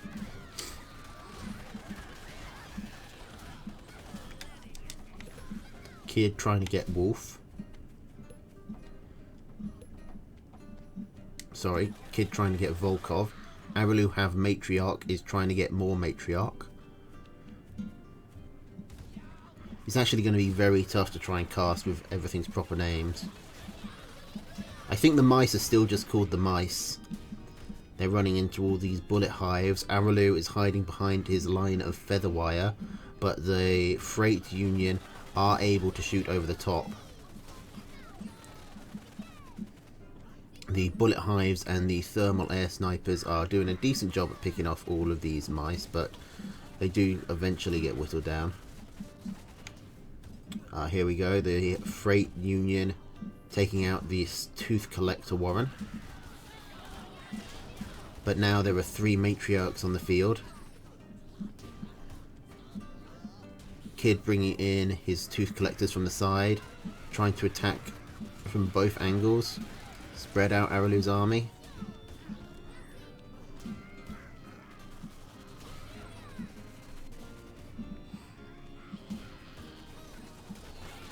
That Freight Union member does take out a Warren, but is killed by the Feather Wire in return. He sacrifices life. Volkov is on the field. That is going to help a lot at dealing with these mice coming out of the matriarch. The winged demons are just putting in a lot of fire. Kid is very far ahead on farms, which I believe are just called farms.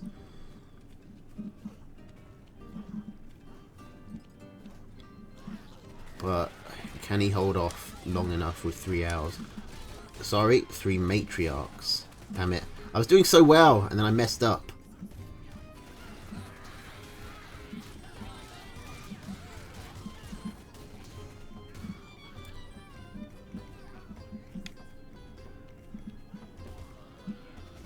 That has to be... I have to do a drinking game of that sometime, where every time I call a unit by its improper name, I take a drink.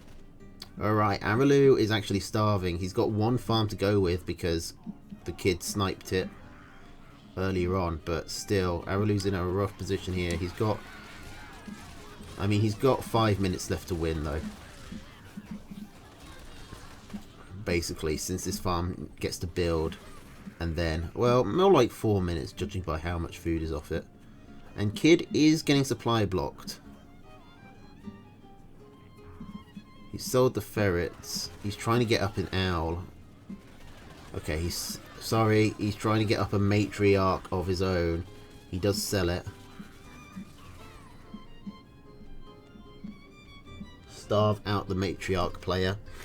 It's a tough strategy, but Kid might actually be able to pull it off here. Oh, but so many of his defences are getting whittled down, and now Araloo gets his mice on all of those warrens. Like, Araloo's got the 60 seconds it takes to actually starve, plus, like, how long is left on that farm? Like 3 minutes?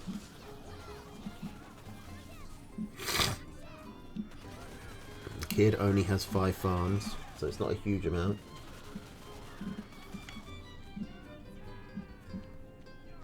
Easily get the campfire. This campfire. I don't know about easily. It's very dangerous for him to leave his army unattended. He does know about it, though.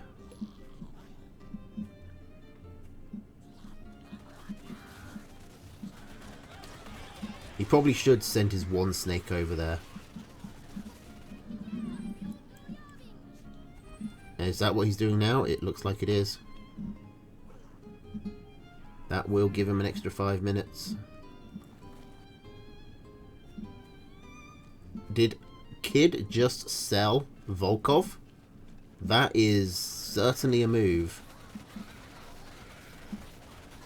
Okay. The starvation plan isn't going to work if... I mean, Kid is going to be starving soon. He needs to get these other farms going. I'm very surprised he sold Volkov rather than one of the tooth collector ones. Because tooth collectors don't do great against mice. Oh, that's why he didn't sell the tooth collector warrens. Because they're all dead. But he could have sold the distillery brothers. And Volkov buffing bullet hives is actually pretty powerful.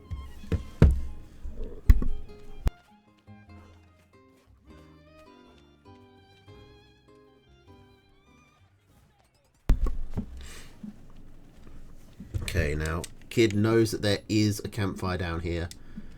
He should know that Araloo took it because there's an explosion that you hear whenever a cabin gets destroyed.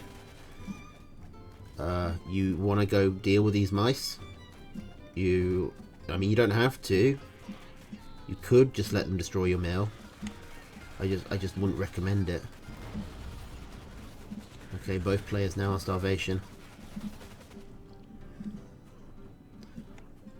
But Kid has a mill back here. Araloo has a campfire. I think the Kid now is stuck because he can't produce any more units, and the matriarchs will keep pumping out new units for Araloo. But this is probably going to be GG. Unless the kid can figure out something. But it's not like he can really base race in this situation. He's going to go, he finds the campfire. He sees that it's fresh.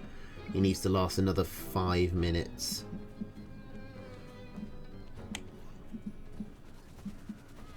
Oh my god. The squirrel. The Dimitri. It's probably not going to work, but I love it. The one squirrel with the mega... with the fate of the war on his shoulders. He tried his best. Is this live? No. My goodness.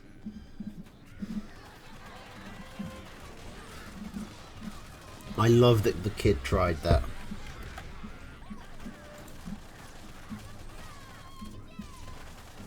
Anyway, so yeah, Araloo apparently did make a mistake. He put his games in the wrong order. Somehow. So we are going to be looking at Stage 2, Araloo 2. Because it's actually Stage 2, Araloo 1. And we don't want to miss Araloo losing. So, result is somewhat spoilt. But all the same.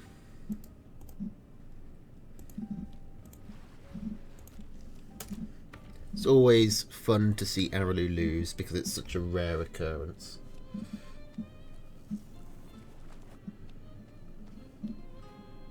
Nice words, Tosh. Thank you. Bleh. What happened? Someone... Oh, someone followed. There you go. Where is it? Latest follow hasn't updated. Black Vulture. Hang on, I'm just going to have to tab out to see. Black Vulture Aerospace. Thank you for the follow. Now, why aren't you showing up in that latest follower box that I have specifically for this purpose?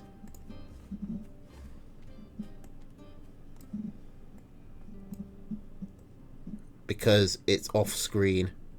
Because your name is so long.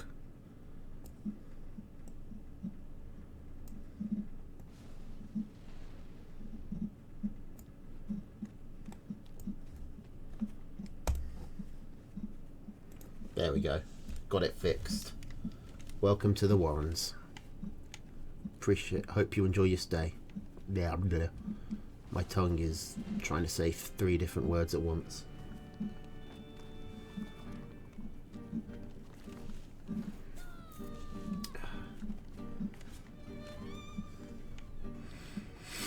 Alright, so we got the same decks from both players, not from Araloo. Squirrel, Pigeon, Falcon, Skunk, Cam, Snake, Boar, Fox, Mine. So it's basically like his regular deck, just with extra units. He's still got the Squirrel, Pigeon, and the Quad Tier 2. But some of the units he sprinkles in as like tech choices, the Boar, Fox, and Mine, he's actually just got them in addition.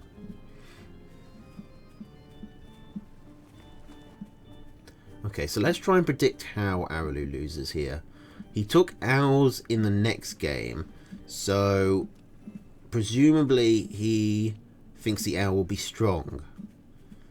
And the reason why that might be is because he gets contained by defenses, perhaps?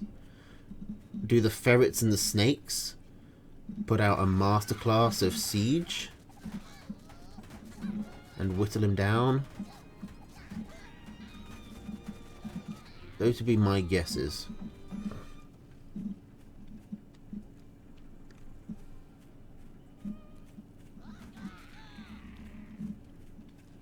Someone win Premier? No, not yet. The league is still going on for a bit. We just wanted to get this started. It's moving quickly. Like, people Usually with tournaments like these, you really have to harass people to get their games done, but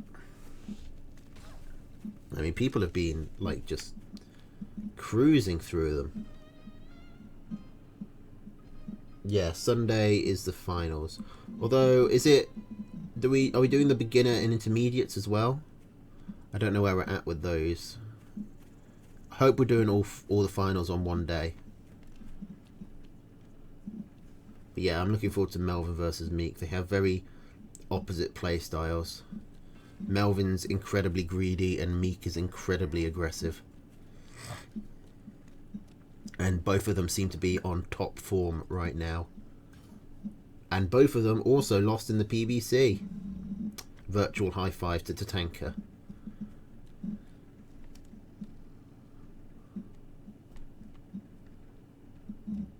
Yeah, Melvin Meek are the Premier League finals.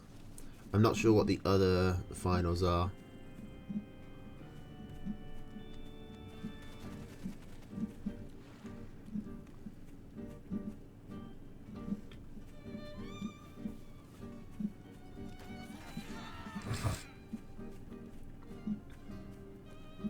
Melvin definitely, I mean, okay, to be fair, Melvin wasn't playing 100%, but he was within range.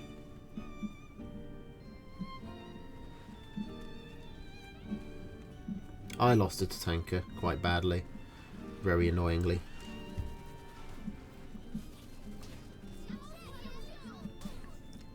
I really wanted my win. Anyway, this is kind of what I predicted would happen. The kid has got a nice set of defences up and is now sieging down with the ferrets and snakes.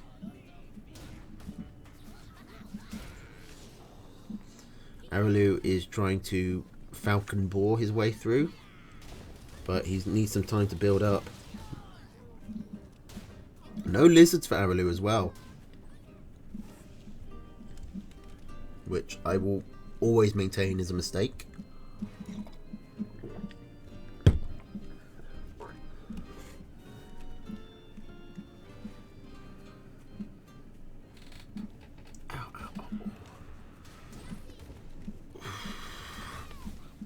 Melvin did get pretty tilted, I think, on Monday, so he definitely wasn't playing his best all the way through.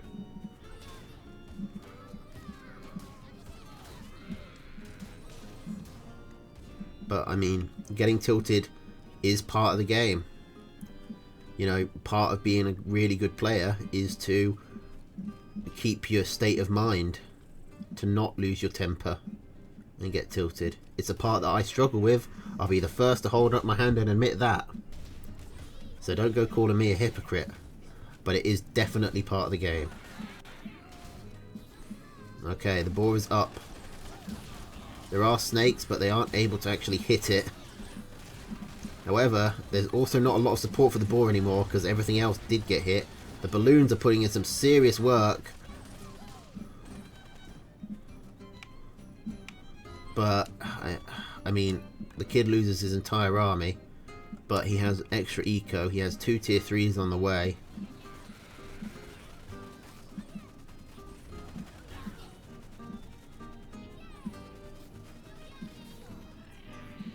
I don't get angry at my opponents as often as I get angry at myself.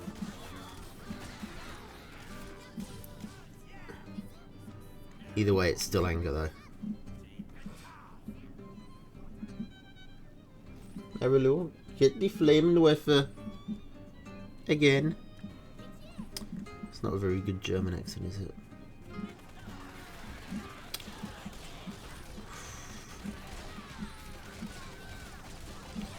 I mean, he's actually not getting the flaming wafer again. He's sold the boar. He's impressively still alive, but he is definitely trending downwards. Double tier 3 with no tier 3 is kind of hard to overcome, especially when you're behind on eco and your opponent gets loads of free units from the owls and your commander dies, so you can't micro. Oh, that's going to be a dead owl. Maybe. Is the kid about to throw? I don't know. Maybe. He did just lose both of his... Oh no, the wolf survived. He lost his owl though. But Araloo just has no army left. Holding on with these... just a handful of squirrels he can muster up.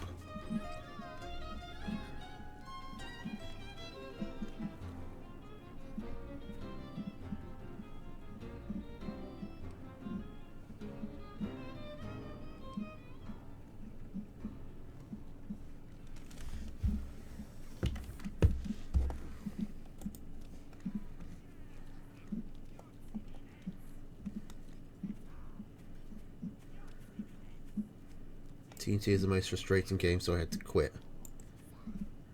Like, it made me go to therapy. TNT is by far the most unhealthy game I have ever played. I mean, I can't really disagree. It can be a very frustrating game. I don't know why it's so frustrating. Because it's not a toxic game, by any means. Which is usually what makes games frustrating for me.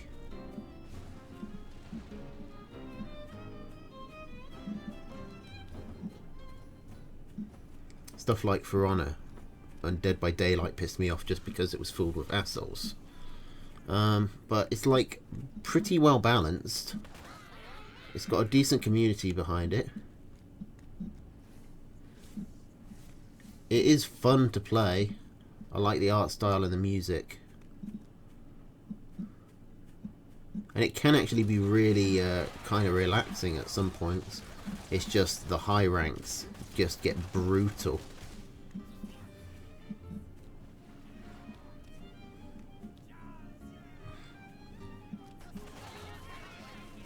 Maybe it's just the fact that everyone does know each other that makes it worse, because it's like every loss feels personal.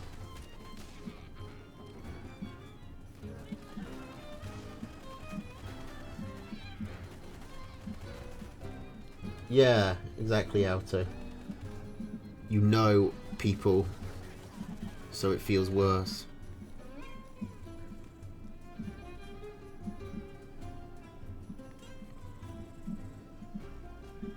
Maybe is the RNG inherent in it due to the map gen?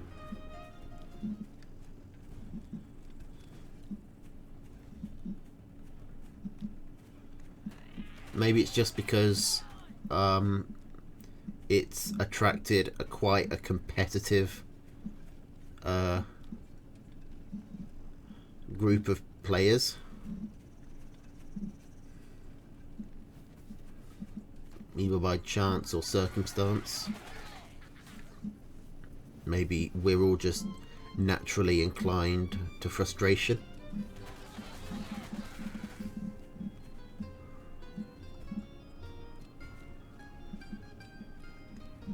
Okay, Araloo's starving. You can definitely see why he decided to take the owl in his next game. Like the defenses, the snakes, even the ferrets, they really hindered him. Really put him under pressure in this set. Now, I don't know, is there another Araloo game? I don't think there is. Yeah, there is. Stage 3.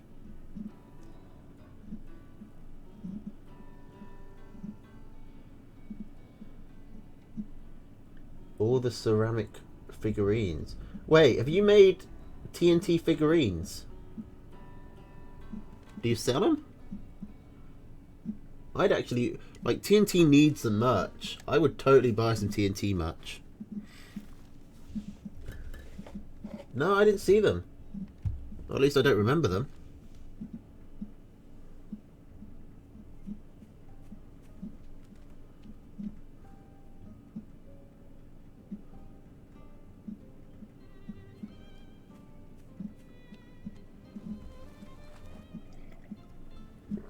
I look at it sometimes.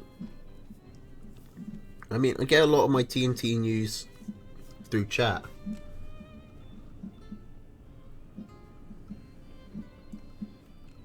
Are they on the like the fan art page?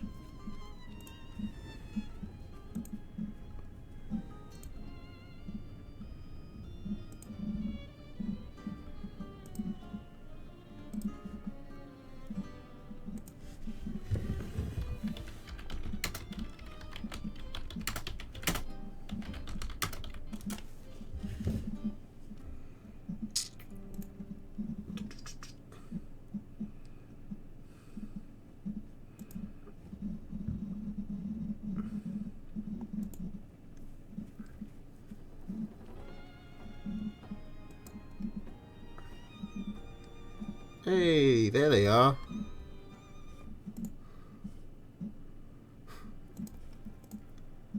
They don't have eyes, but they do look cool.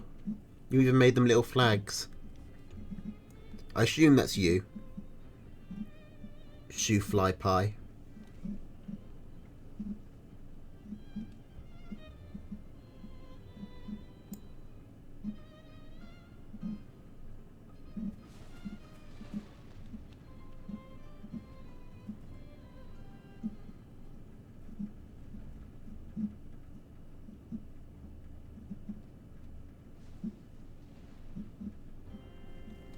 Did I? Shit. Oops. Oh my god, moles. Yeah, we got the mole chameleon matchup again.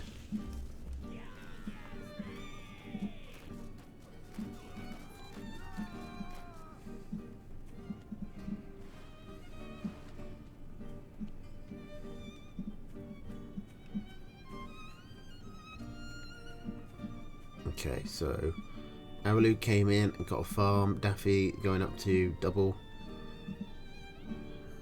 farms on his base. Got cams coming up.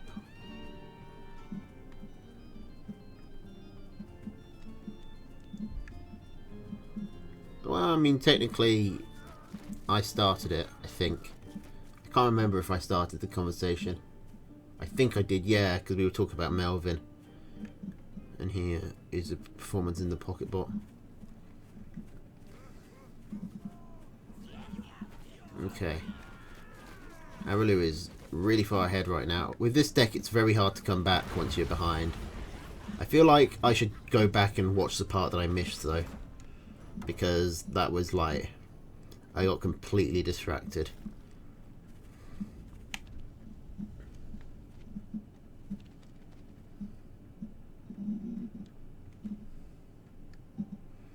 Besides, don't worry about it, Trumpet. You're not the first person to have us drop on my stream. I've done it more than anyone. Jesus Christ. So what? We had moles trading farms. Double mole rush. Simultaneous moles. And then Daffy went for the cam. The early cam, which didn't work out.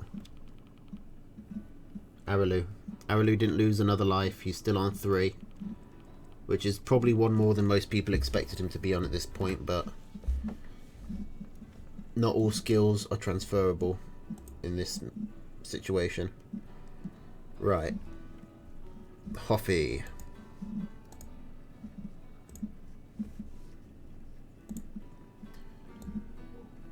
Anyone remember how many lives he had? He's who we started the stream with.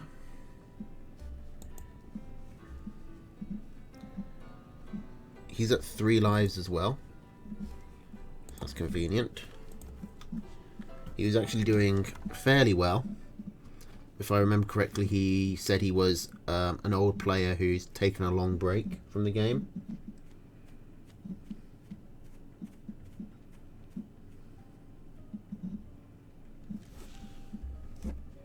Who's Lilith? Lilith is this new player who is making a few waves.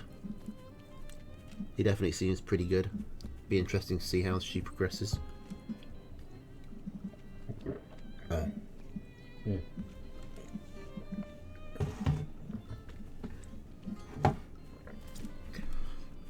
Okay, but we got the lizard matchup now.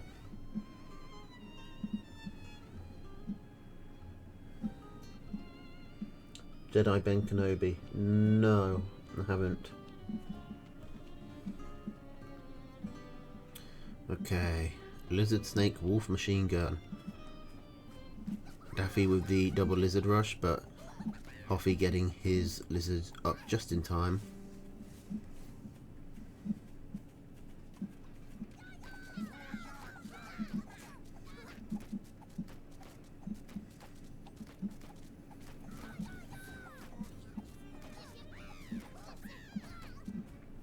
Oh, now this is bad. Hoffy forced to sell one. Losing the Warrens is probably going to snowball into a bit of a disaster here.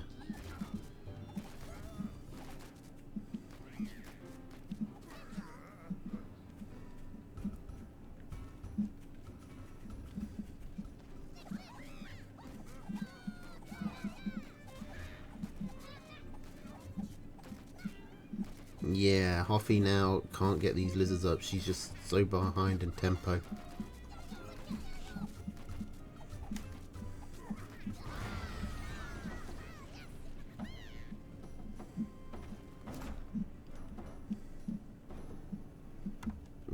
Daffy takes a life.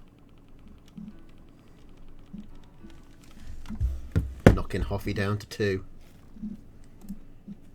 Hoffy is guaranteed to progress to the next stage.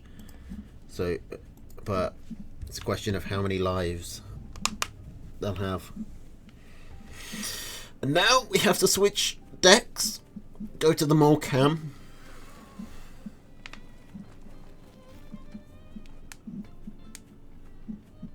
Turret would have helped. Definitely. In the early... Like, turrets are very good at stopping early rushes, but sometimes it can be hard to, you know, put them in a place where they cover all the ground. Like, if Hoffy... Say you were in the same situation, Hoffy could put a machine gun on the front, but then Raton could just come all the way around, or come in here through the back. I think what really cost Hoffy was that they put the Warrens at the front of their mill instead of the back, so the pigs couldn't really help defend. That made the Warrens a lot more vulnerable. But that makes sense if Hoffy is an old player, because that's kind of a newer development. It used to be that you always put Warrens in front to tank for the pigs, but now it's more useful to keep the Warrens back so the pigs can protect the Warrens instead.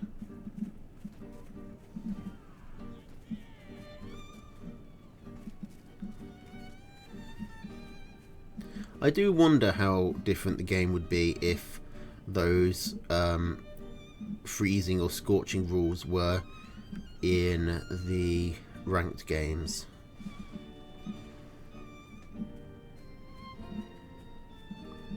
I don't think it would fit well with the random map gen though. Like the map itself being random is already a controversial aspect for some people. Can you imagine if, like, based on the map, the actual rules of the game would change, where you wouldn't be able to leave your territory without burning or freezing? Okay, we got a lot of moles coming out. How many moles does it take to kill the cams? How many? About 5. I mean, Hoffy did move the moles over, which made them take extra damage, but still, did well enough.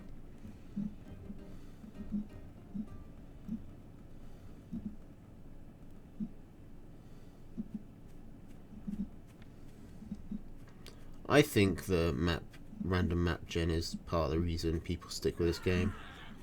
Makes you feel like things could go your way. Like, you know, yeah, sure, I got fucked last time, but the next game could be better. Okay, Hoffy has got all the cams going straight between these pigs, go right for the Warrens, just mass moling their way through. going for the pigs now. Honestly, they might be able to even just go for the mill. That's a worthy trade of moles. The mole warrens are starting to explode due to just sheer lack of value. So many moles on the front line that Daffy really has no way to counter. I mean, this is new. We don't see a lot of really aggressive mole play in these matchups. Or at least we haven't so far. But between Araloo and Hoffy, it looks like they're showing that it's definitely viable. A lot of players just seem to rush straight up to cams. But this is definitely working.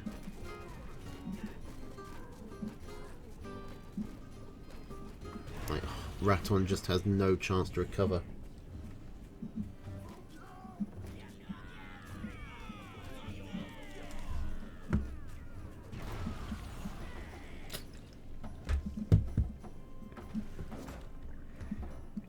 Okay.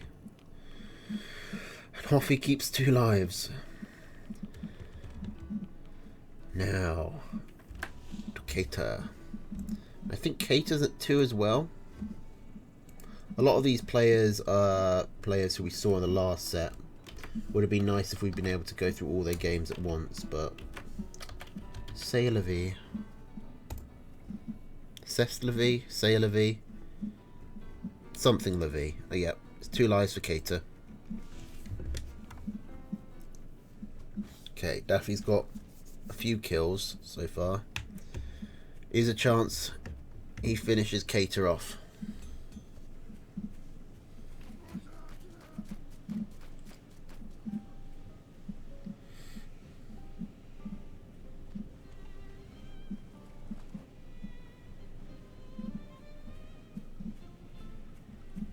Cat or Kate? Neither, because it ends in R rather than E or T. Do you mean, is it pronounced? I always say Keita, but you could say whichever you want, pretty much, until he says otherwise. Pronunciation is just a matter of opinion.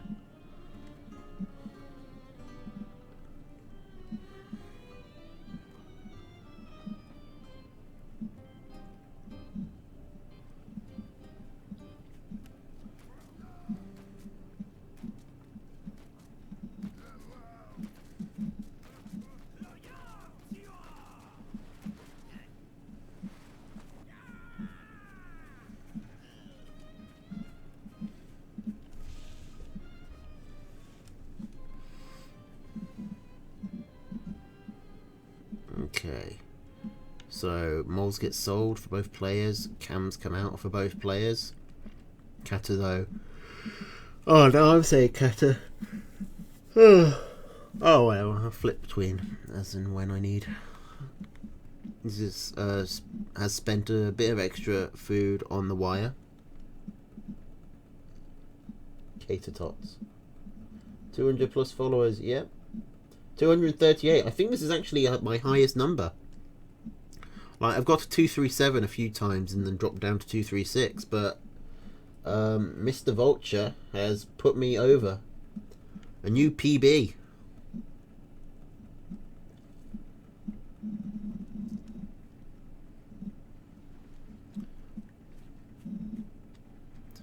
What I'm really hoping to do, though, more than anything else, is... Well, I mean, I feel like I'm collecting the TNT audience that already exists little by little, and there's still couple of pockets that remain of people who have played this game but don't turn up to my streams. What I really want to do is try and make this a stream that people who don't watch the game will find, so hopefully the game gets a bit of extra spread. I don't know if that's ever happened as of yet. But, you know, play the numbers. Eventually it will. Well, I appreciate it, Vulture. Alright, we got the cam fight coming in. And Daffy picks off gets an early pick off with the farm. It's giving Cater the runaround.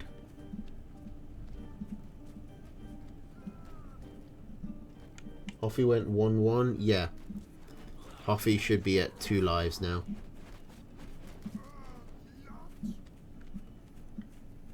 Yeah, I think what I need to do is stream more, you know, games that aren't TNT. More games that aren't TNT or Among Us.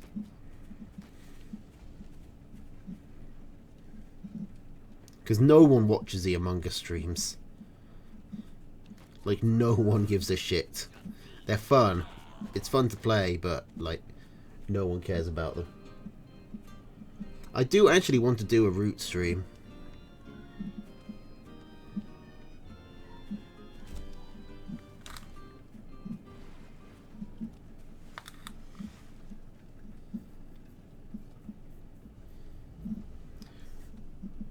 I do have a Discord server. I just don't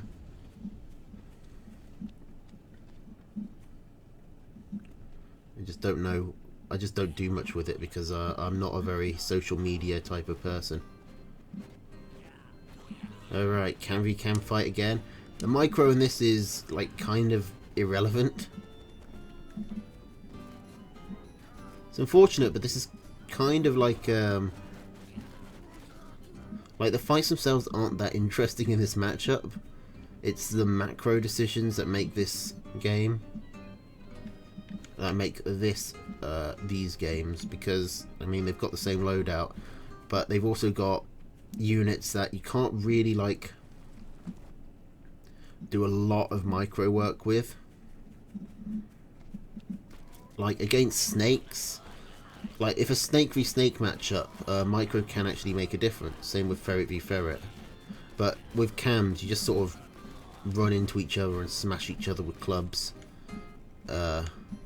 Usually if you micro your cams, then they start moving, and that like actually works against you because they're getting hit all the time.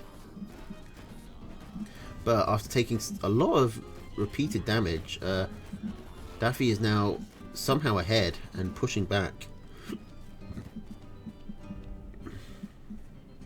Kate has managed to scare him off with just one chameleon somehow. I don't think Daffy knew that he could probably just take down the mill.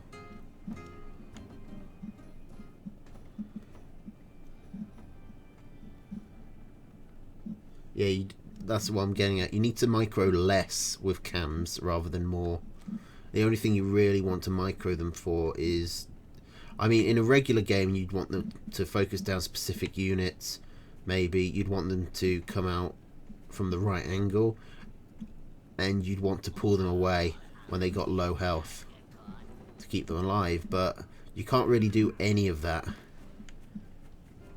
when it's just a mass of cams versus a mass of cams. What you need to do is stuff like this where you get sneaky about it.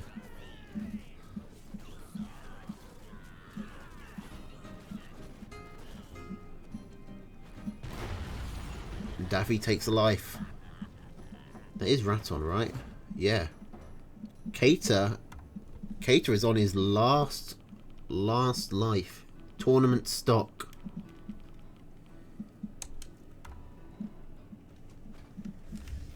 We're going to the lizard snake wolf machine gun.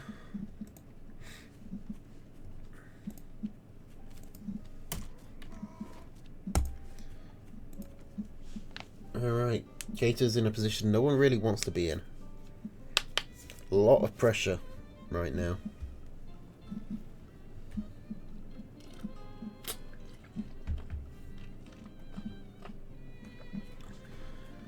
It's tough to micro around an invisible army.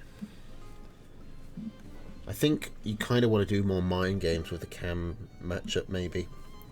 Selling cam warrants can actually be very useful because the cams are invisible, so your opponent, as long as you get the cam warrant fully built before they rescout it, your opponent isn't going to know that you sold it. And that gives you what, an extra 120 food to work with. So it can be kind of explosive.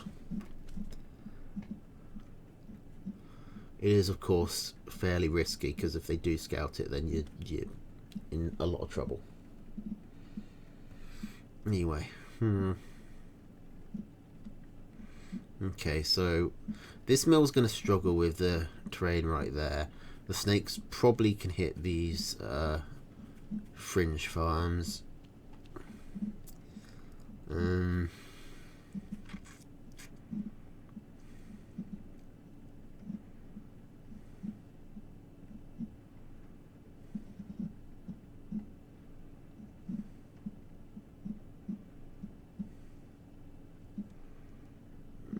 This is a tough map for Cater. This isn't a type of map I'd want to bet my tournament stock on. Lizards can come in here and he won't be able to see them for a while because of the high ground. So he won't be able to notice until they get right onto his base. But the lizards can also come through here, so he's got to watch both sides. It's pretty tough for him to get an expansion because this one is pretty close to the high ground. The high ground that only Daffy can reach. And these mills are so far either way. But, I mean, you would be able to take them as a ninja, but that's very risky against lizards.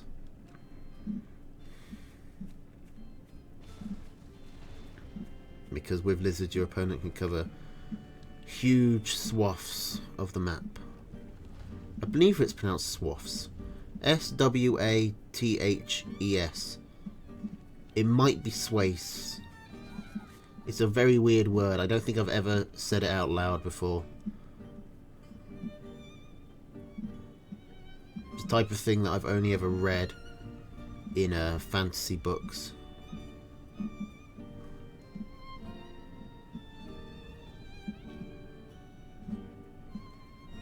Again, I've been wanting to stream. I want to go through Hotline Miami at some point, since I bought that. I bought a game called Banners of Ruin, which I'd like to show off before I get bored of it. Slay the Spire, I just think is a really chill game, and I'd probably like to stream that a bit, even though I'm kind of stuck on it at the moment. I used to stream TF2 quite a bit. I'll probably go back to that at some point.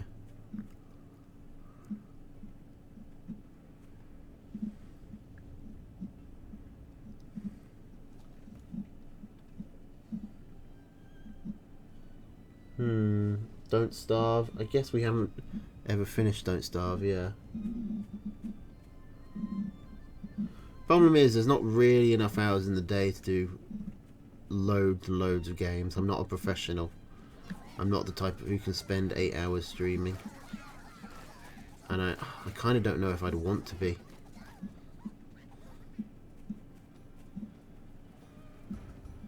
I think if I had to... I mean, I don't think I'd turn it down.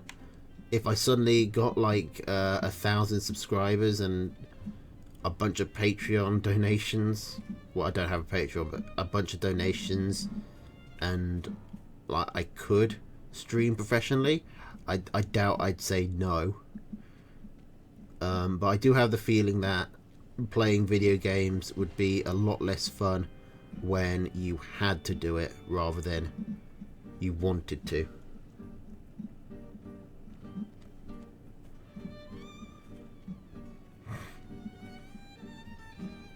Okay, so Wolf coming out for Cater. This is the first time we've seen someone actually try to tech up in the Lizard v Lizard fight, but he's defending it in a really weird way. He's got one machine gun and his army out front, and holy shit, Daffy just killed him.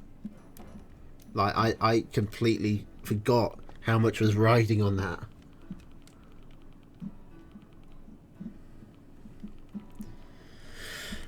Oh boy. Poor Cater. He's not even in the chat. He can't even watch. Maybe he wouldn't want to. But that was a rough map for him to work with.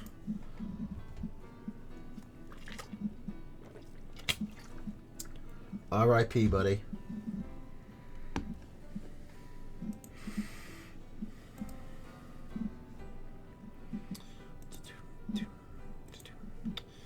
Alright, so we're at Lego Man again,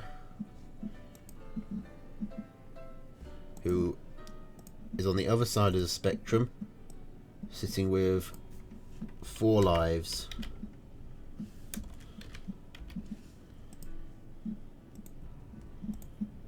Pretty healthy.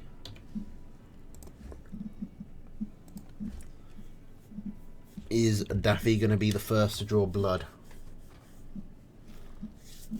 Okay, and Lego Man has chosen the lizard snake deck. I think that's obvious that he would, because he likes snakes.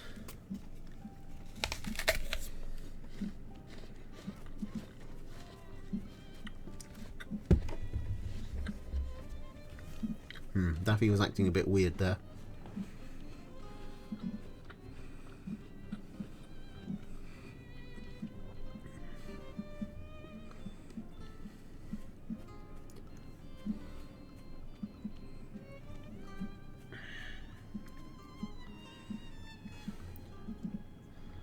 Well, you might be able to use them against me, Lego Man. It's up to RNGesus. It's up to fate. But with the amount of units, fate is probably on your side, because... Well, actually no, because deck size is random as well.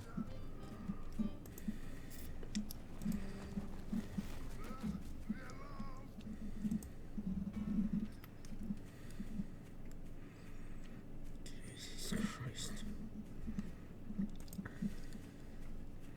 Bloody hell, when it rains it pours.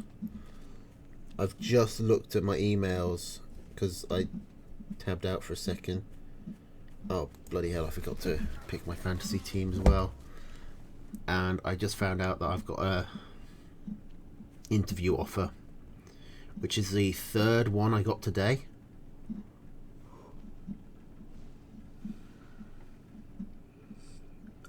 Lucas, read the rules. I don't choose the deck size. The deck size is random.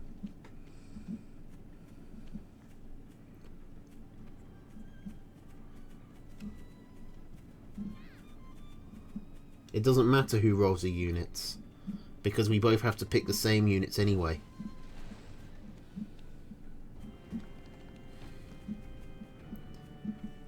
It doesn't matter which of us hits the random button, because we have to mirror. One of us hits a random button, and then the other one picks those units. That's how it works. Well, if you roll random and actually lie, you'll get caught very easily as soon as the game is cast. Or as soon as we play the game and I notice you running a unit that I don't have.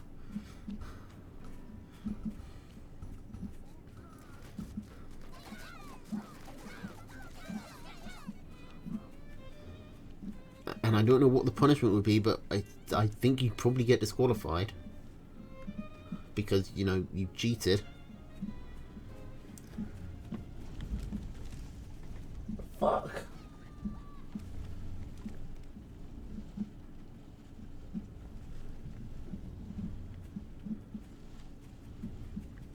Well, he doesn't know what deck size is yet, so he can't.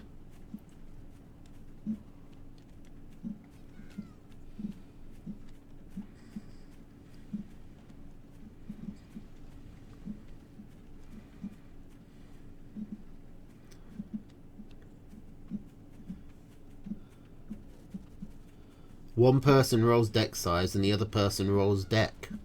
That should stop either player from cheating, because they can't predict.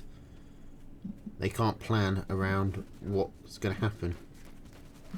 Loop Hero. Loop Hero is another game I was looking at. That's getting popular at the moment. And does actually look pretty cool. I should stream that at some time.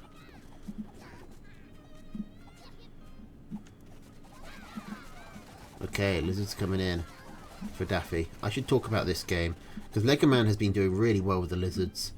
He's been picking off farms. He's trying to get the snakes out, but he's going to win without them. I'm sure, to his annoyance.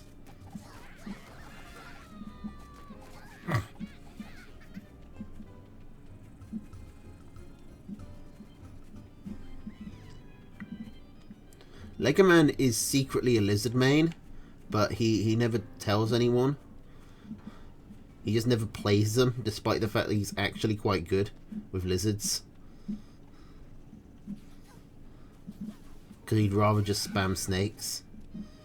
Like, if there's a way Legoman loses this game, it's by going snakes and, like, making his army much weaker against the lizard ball.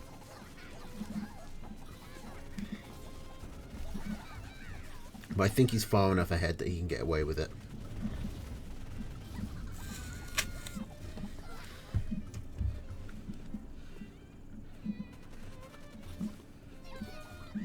Yeah, that was a terrible move in by Daffy. It was, I think, literally the worst engagement he could have taken. Run your smaller lizard ball into your opponent directly between his defences and in range of his pigs as well, just for the extra DPS.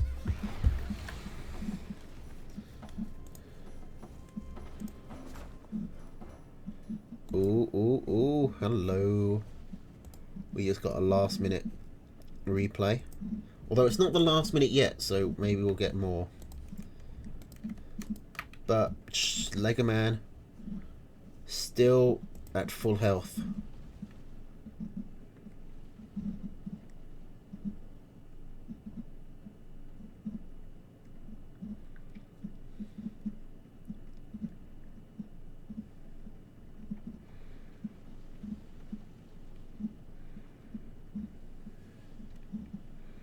Oh, it's actually... Jen's got a plan for how the random decks are decided.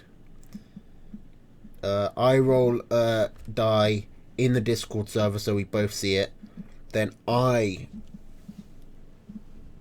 hit the random button and tell you what the units are.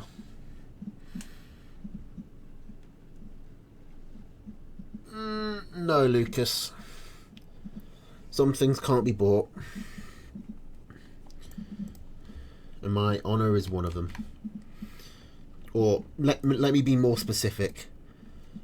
My honour is something you can't afford. Not necessarily something you can't buy, but something you can't afford.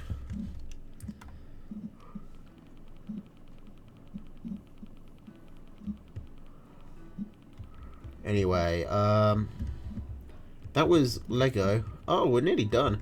So let's do Child and Raton first, since that's going to be on stage 3, and then we move to stage 4, Night Slayer.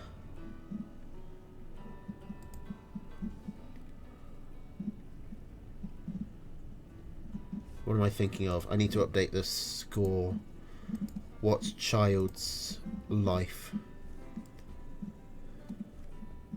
Child is sitting pretty as well. 4 lives. Someone needs to take him down a peg. I think he's probably going to pick the lizard one, though. If I know Child. He's going to pick the lizards and go for like a 4 or 5 farm double. Am I right? Okay, we got lizards. Do we have the aggro?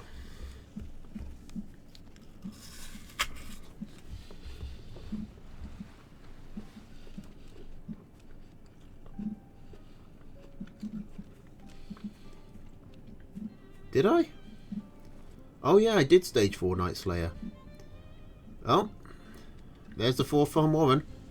Wait, so is this the last game then?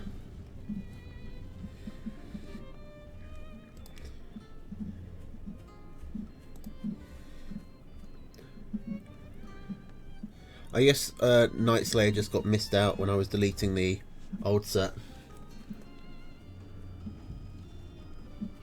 Alright, well, there it is. 4 farm double.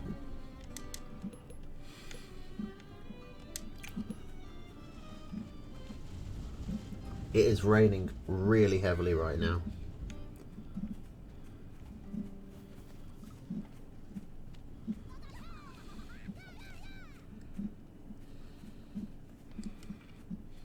he needs a backup plan, doesn't he?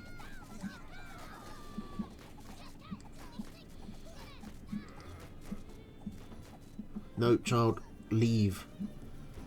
That lizard's gonna die. Like, that was a good engagement until you stayed there and went for the Warrens instead of the pig. Now, Daffy is just a farm ahead and has been for nearly a minute.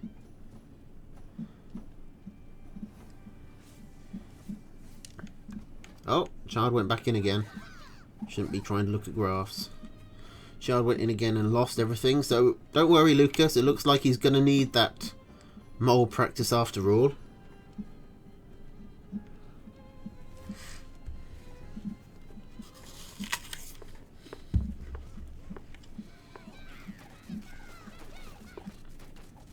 Daffy's turn to come in now. It's quite a lot done.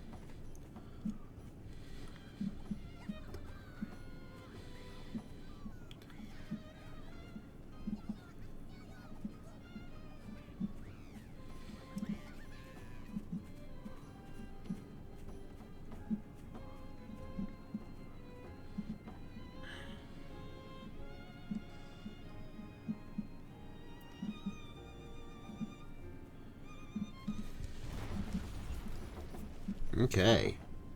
Child has taken a hit. Oh. Is he going to take another?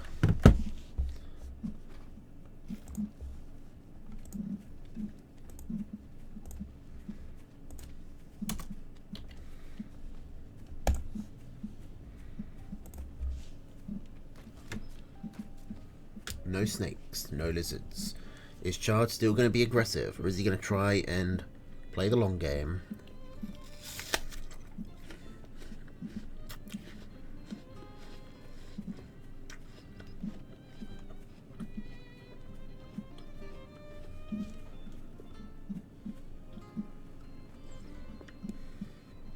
I mean, Daffy is doing pretty well. He's picking off a lot of players while they're weak.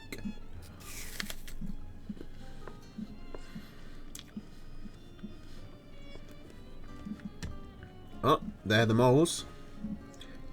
How are they? I mean, they've got to go through the campfire, so I do question this viability, but...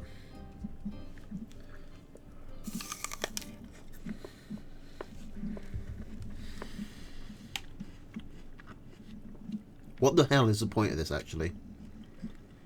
He destroys a campfire, then he has to destroy a second campfire, then he has to destroy a third campfire, then he can get on the mill. That's not really a rush.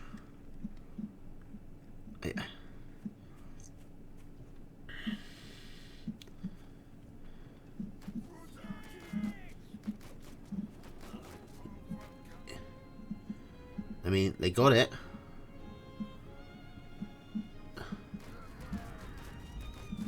Luckily, Daffy keeps on throwing moles into this barbed wire on the assumption that, you know, eventually they won't die.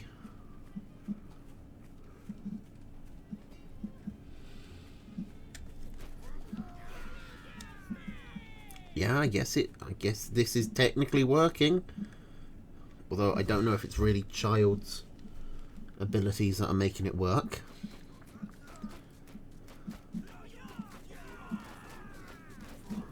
Alright, that's a pig down, that's a mole warren down. Daffy going straight for the 4 cams, so if he gets this up, and it looks like he's going to, then... Well, I don't know my ratios for moles to cams. I don't know what the trade-off is. How many moles take down a cam? I think it's like 4? With current moles? Maybe 3?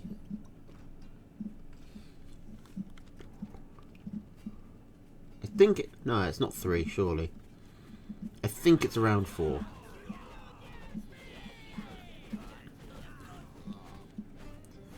It's more than 4.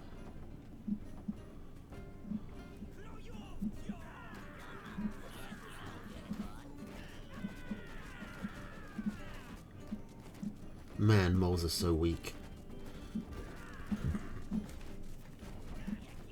Do you remember like 2 patches ago where moles like traded evenly with cams? Despite being a third of the cost? Those were not happy days.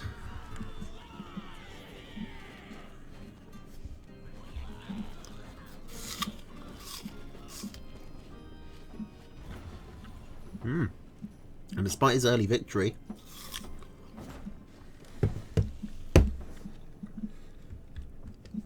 the cams completely flipped the script and carried Daffy towards the end, leading to another lost life for Child.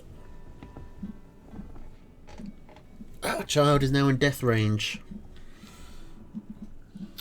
And his next game against Epicosity involves a lot of tier 3, which he's not good at using.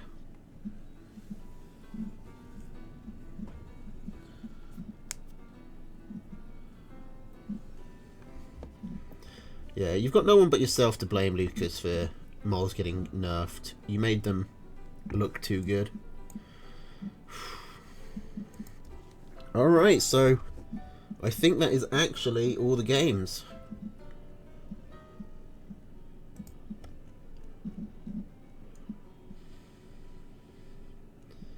Right, now I have to play, because yeah, we did Night Slayer, right? We did do Night Slayer versus Epicosity. Yes. Yeah. So I'm going to say goodnight there, as I've been streaming for 3.5 hours. I'm going to do my own games against Night Slayer, and then I'm going to go to bed. So, thank you for coming, everybody. Hope you enjoyed it.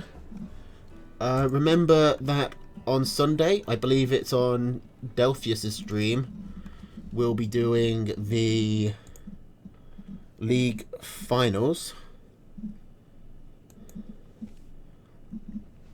And, you know, have a good night.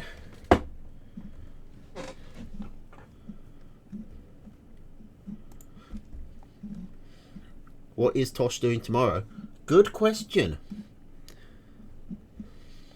Nothing, as far as I'm aware. Passing out drunk.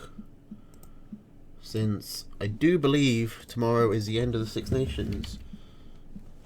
Let me just check that. Let me just check the sports fixtures to see how drunk I'll be. Because I do believe it's England versus France. Yes, it is. So, yeah. I'm probably not getting a lot done tomorrow.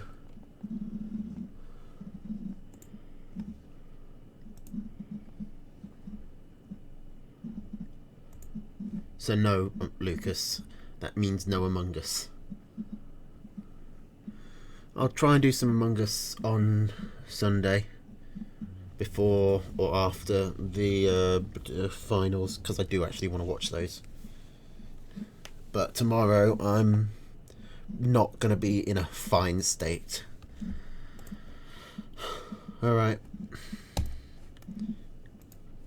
Have a good night, everybody. For real this time. Toodles.